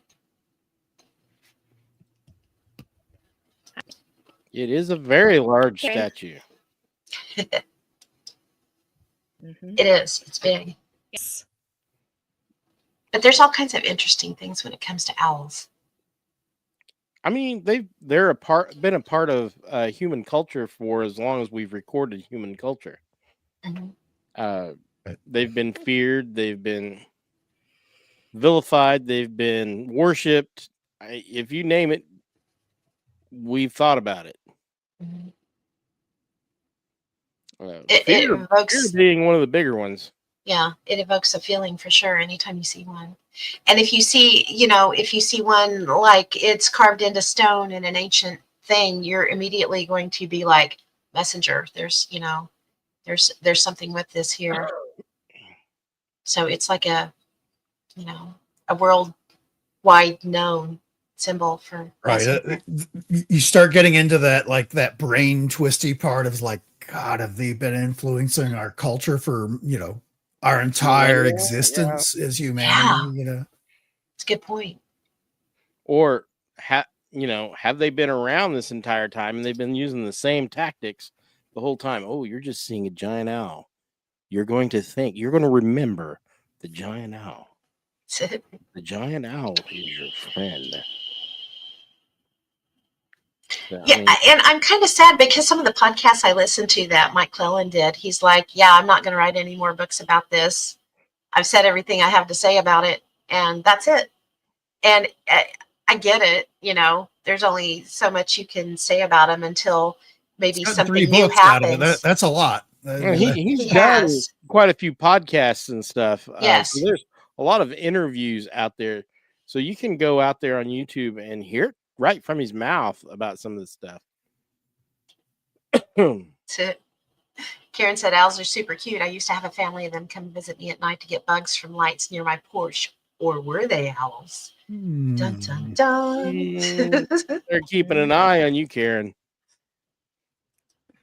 All the wildlife keeps an eye on Karen.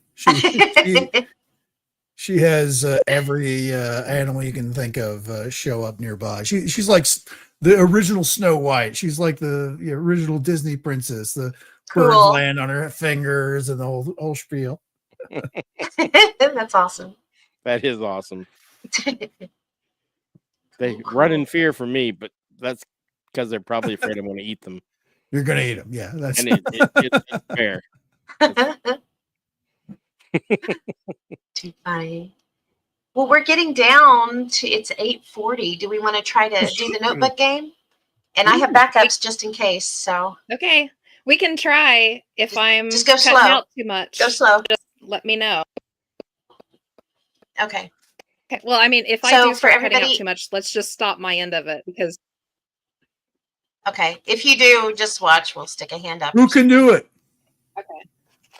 I can do it. When you go slow, it doesn't do it quite as bad, but we'll see. We'll do what we can. Okay.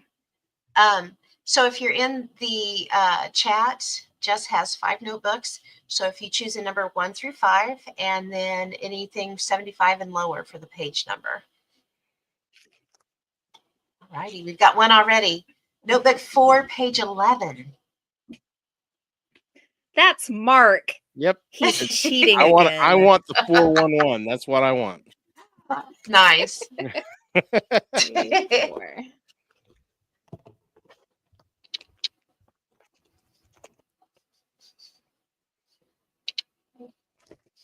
Okay.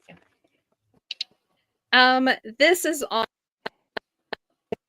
McDowell Hole in Texas. Have you guys heard of the McDowell Hole? The No. McDowell hole in The Texas. McDowell hole. I have Mhm. not. I've not heard of that. It has owl in the middle right. of it, so I feel It that's does. Ooh. It's actually Dow. McDow. Darn. Sorry. It sounded good though. all right. Go ahead with your crappy thing, whatever it is. Oh, wow. Okay. My correct thing. In the 1860s, a couple, Charlie and Jenny Papworth, moved into a cabin near the McDowell Hole on the creek. The hole was named after his uncle, Jim. He left on a trip to complete family business. Jenny and the 2 children stayed behind. During the day, she busied herself with her children and her chores. In the evening, she would take the children and stay at the McDowells. One night, Jenny and the kids didn't show up. The McDowells became frantic the next day. When they arrived at the cabin, they found the place in disarray and a trail of blood. Their son was found under the bed, but Jenny and the baby were never found. Initially, the main suspect was W. around town. He immediately blamed the notorious townspeople, and they began to question Brownlow's part in the incident. No proof was ever found. Charlie and the little boy moved away. This is when the hauntings started.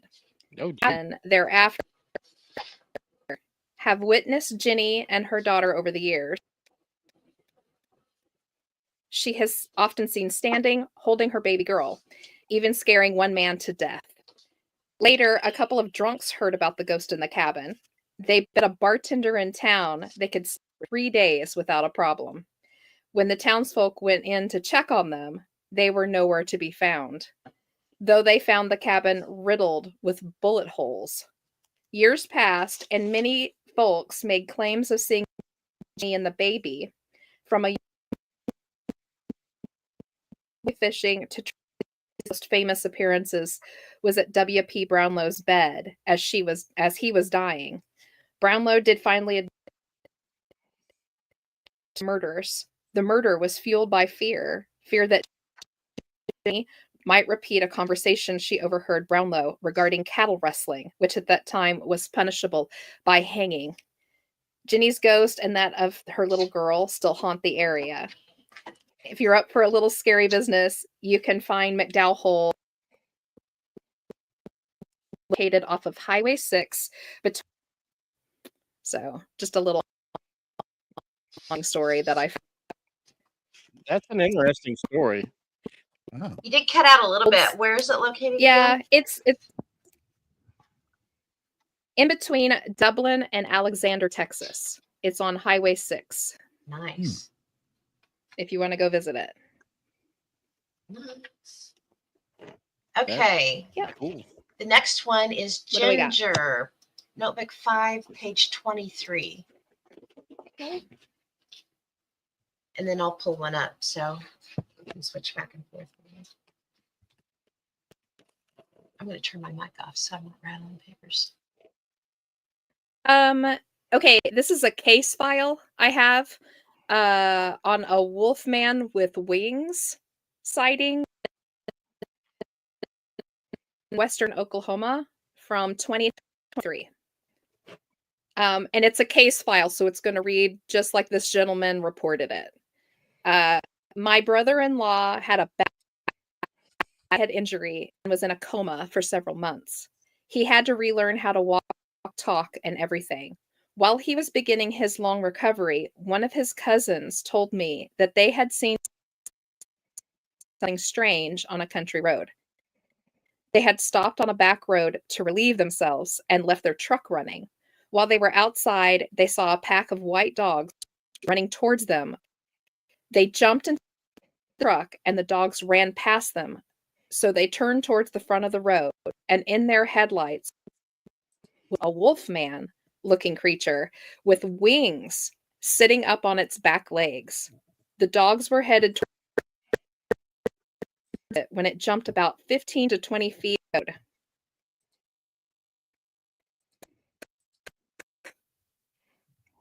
Yeah. It Cutting Yeah, out. you cut out a lot. That was a bad one. Yeah. Okay. Yeah, that was a bad one. Let's give yours a rest for a right. second, Well, and I'll let's hit just- one. We'll just I'll stop. hit one. Well, I'll hit one, Okay. and then we'll have you try again here in a minute. Okay, so Okay. Brienne, or I don't know why I keep calling you Brienne because your name's spelled out like that. Bree. So for yours, I pulled up one out of mine, and this is out of my UFO UAP folder. And what this is, I don't know if I can go back to the first page of it. Anyway, it ends up being an executive summary on some of the declassified documents that came out a few years ago. And this one's talking about the Nimitz Carrier Strike Group. So it says during the period of approximately 10 through 16 November 2004, the Nimitz Carrier Strike Group, the CSG, was operating off the western coast of the United States in preparation for the deployment to the Arabian Sea. The USS Princeton on several occasions detected multiple anomalous aerial vehicles, or AAVs, operating in and around the vicinity of the CSG.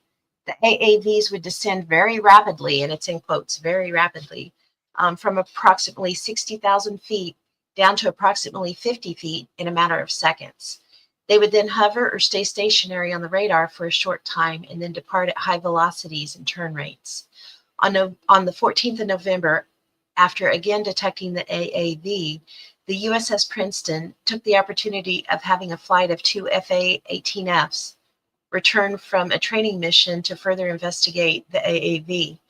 The USS Princeton took over control of the FA-18s from the E-2C airborne early warning aircraft and vectored in the FA-18s for intercept, leading to visual contact approximately 1 mile away from the AAV, which was reported to have been an elongated egg or a tic-tac. So these are into the tic-tacs, right? Yeah. With discernible midline horizontal axis. It was solid white, smooth, with no edges. It was uniformly colored with no, what is that?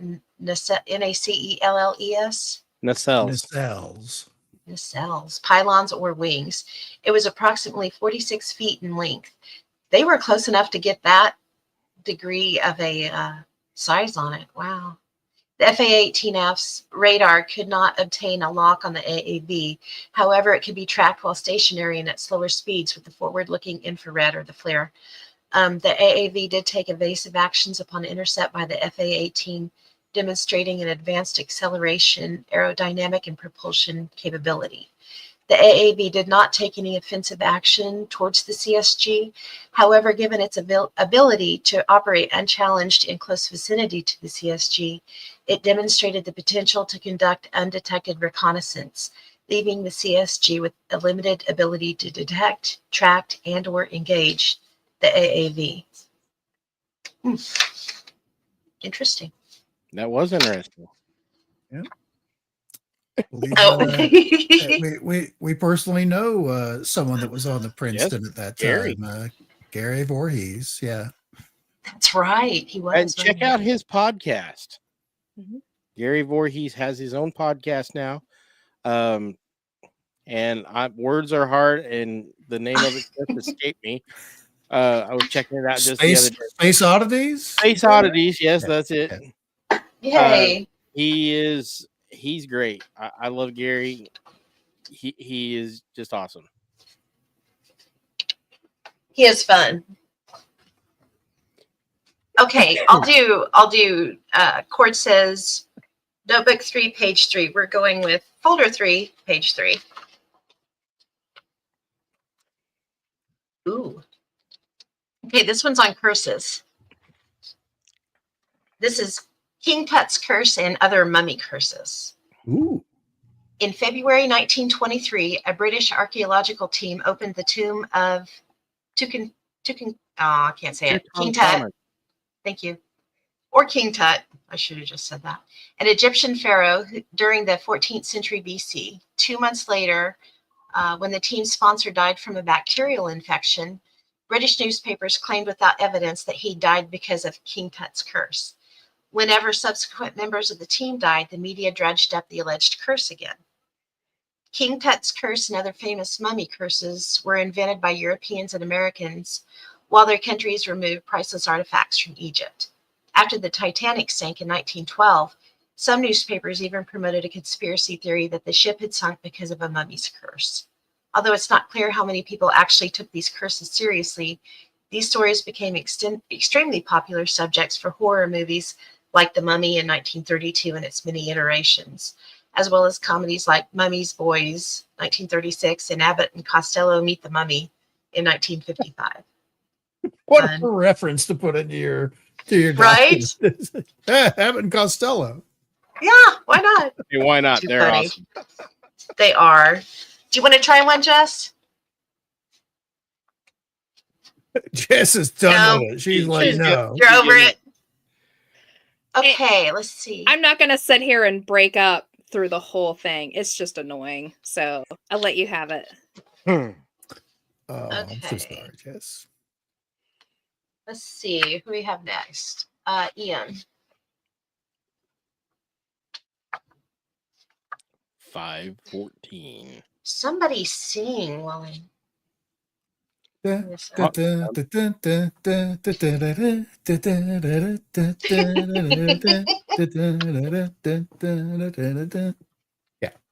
Jess, you could do the Jeopardy hoot owl. Girl from Empanina. I recognize that. I was actually singing it in my head. You don't want to hear me sing out loud. Nobody wants to. We'll save everybody. There you go. I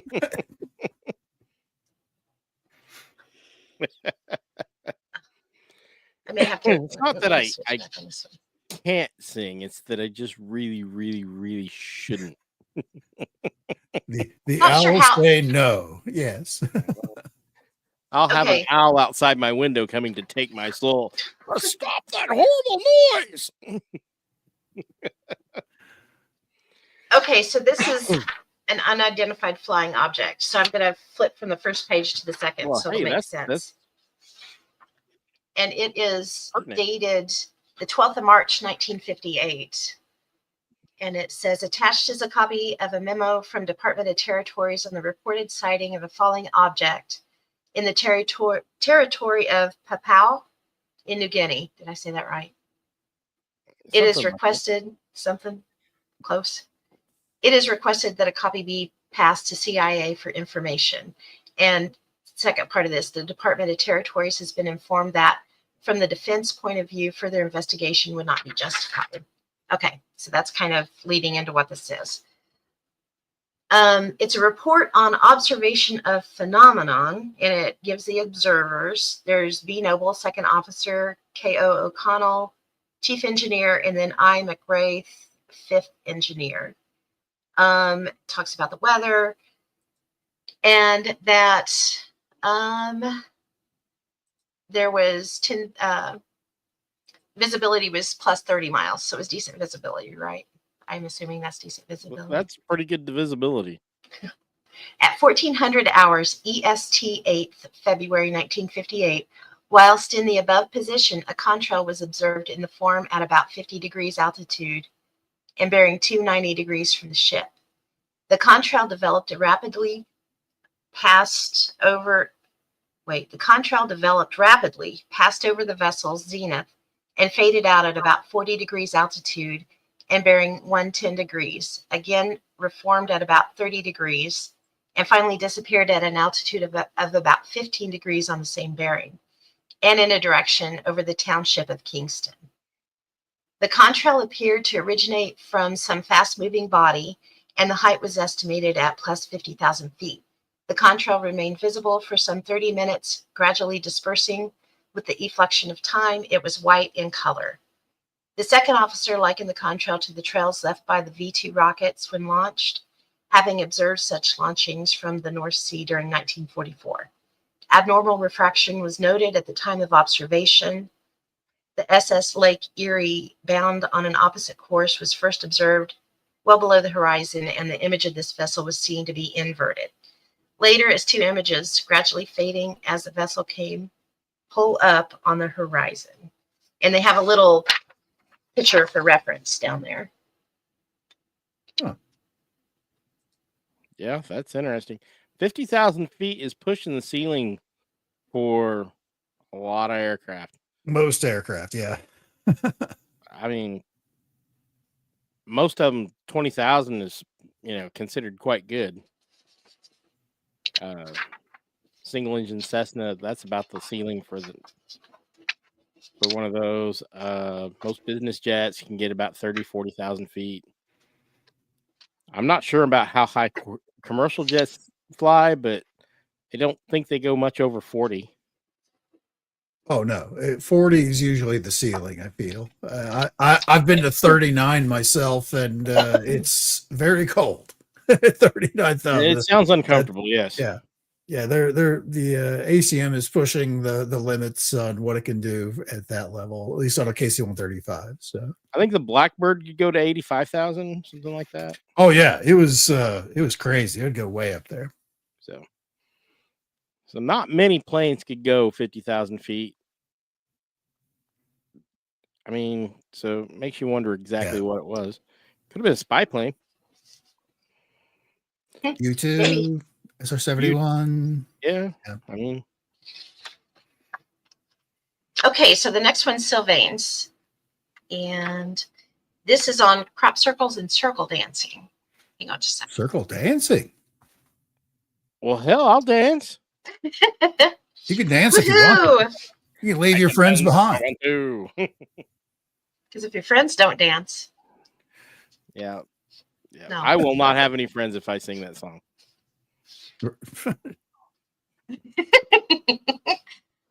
Too funny. Okay, so this is out of my crop circles actually, but it's on the face, so that's interesting. Many people nowadays consider that all the corn circles are made by human artists, and they certainly are very beautiful artwork. There are some who still feel they have otherworldly origins. I'm not here concerned with this debate about by whom and how they are made.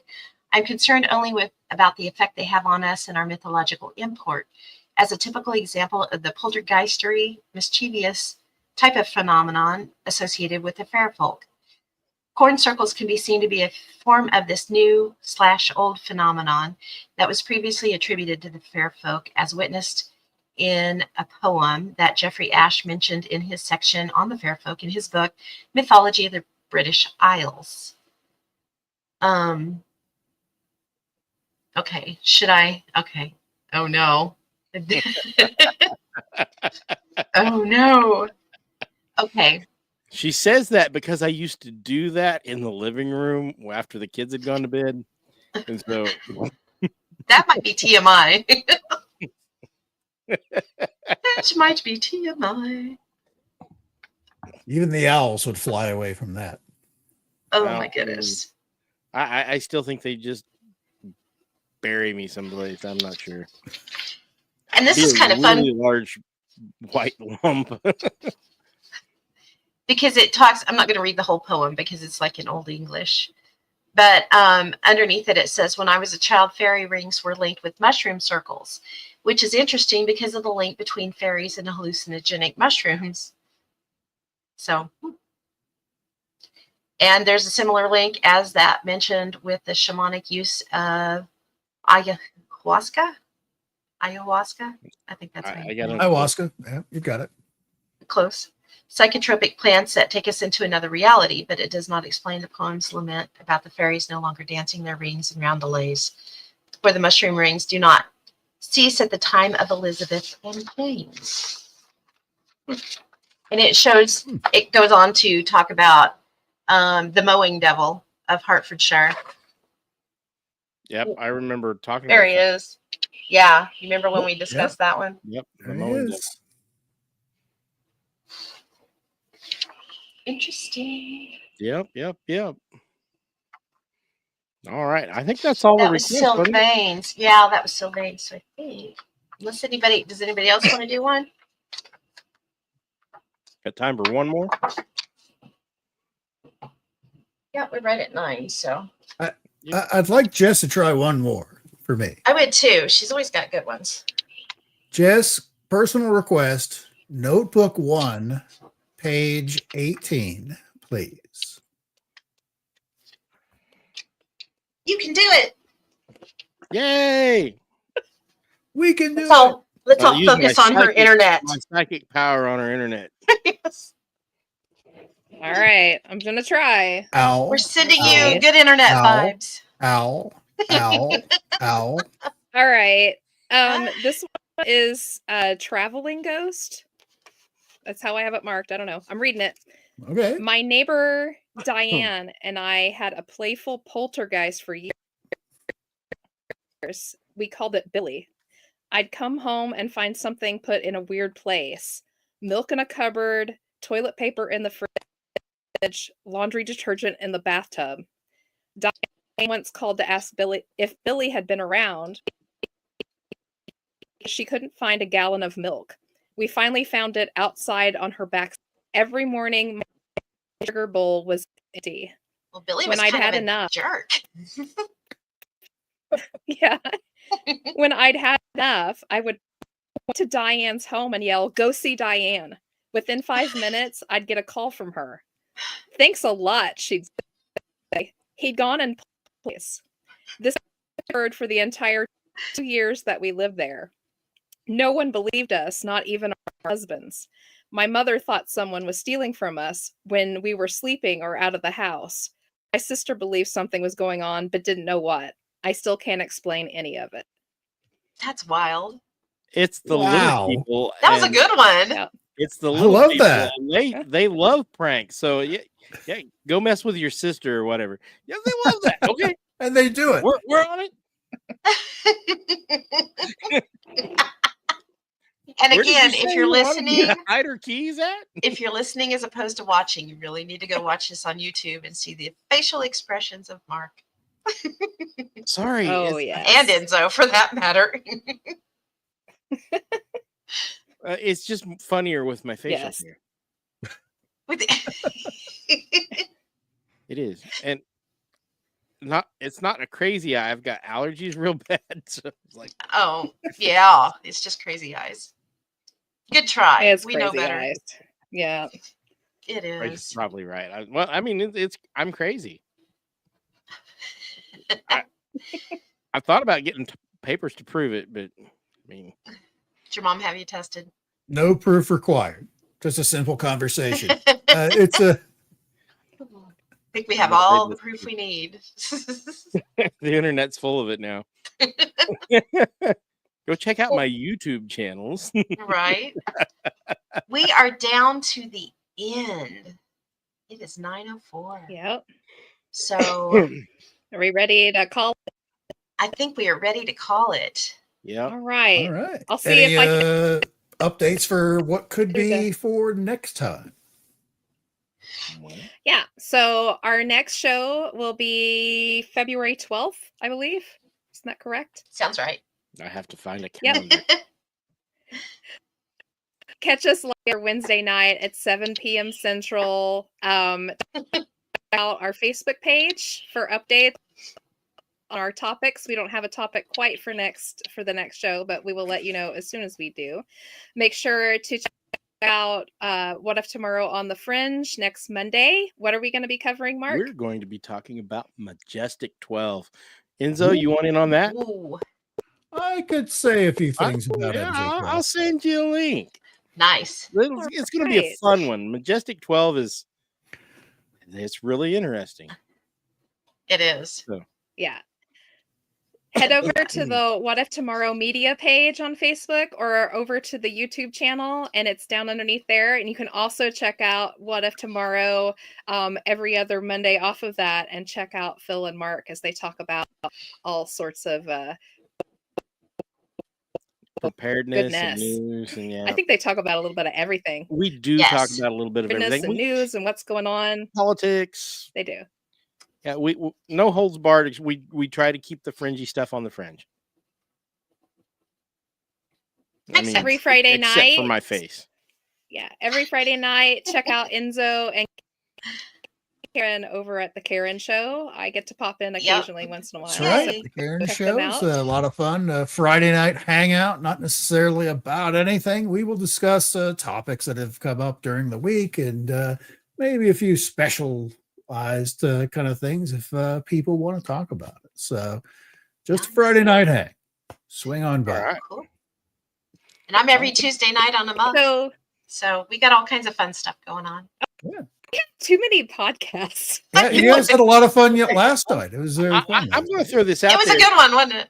We've got enough people with enough podcasts. We could start a Roku channel. It's not that expensive if everybody pitches in. It would be cool. That would be fun. Because I've also got, in other words, podcasts too.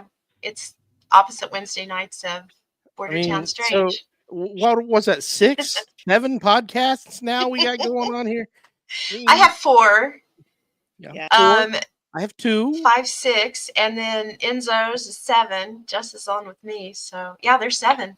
7. Good grief. 7. Yeah, we can start a channel, guys. We could drag Shaw in. She's got one. There's 8. I'll tell you what. We take donations to get the channel started. If people want a channel, we will do it. All Mark all the time. All Mark. Oh my gosh! The world will collapse into. Not sure that's a starting point. You think it is? Oh, Bree's wanting to start one. There we go. We might be up to 8 or 9. If enough people get together, we could do it. Be cool. Yeah, there you go. All right. Okay. So, really and quick. Thus begins the apocalypse. If you haven't liked and shared, thumbs up that bell yet, go ahead and do that for us really quick. Make sure to check out our Facebook page. We'll be all of the books that we used for research for this particular show, and anything else that pops up, we'll try to throw it up there too, so you have access to all of our research. And I think that's it, right? Send us in I think we're good. Send us in your stories and your ideas for shows. If you've seen owls, tell us. Oh, we might do another owl show. I want to hear your owl stories. I really do. There's so much more we could talk about on owls. We could do another show on them. I'm hopefully not getting especially when Jess's internet's back up to speed. We need to do another one. God. Yeah, we need to fix Jess's thing. Yeah, yeah, for sure. We'll get it. All right, let's get out of here. Remember, keep it weird, keep it strange, and remember, it's all connected. Good night. Good night, everybody. Good night, guys.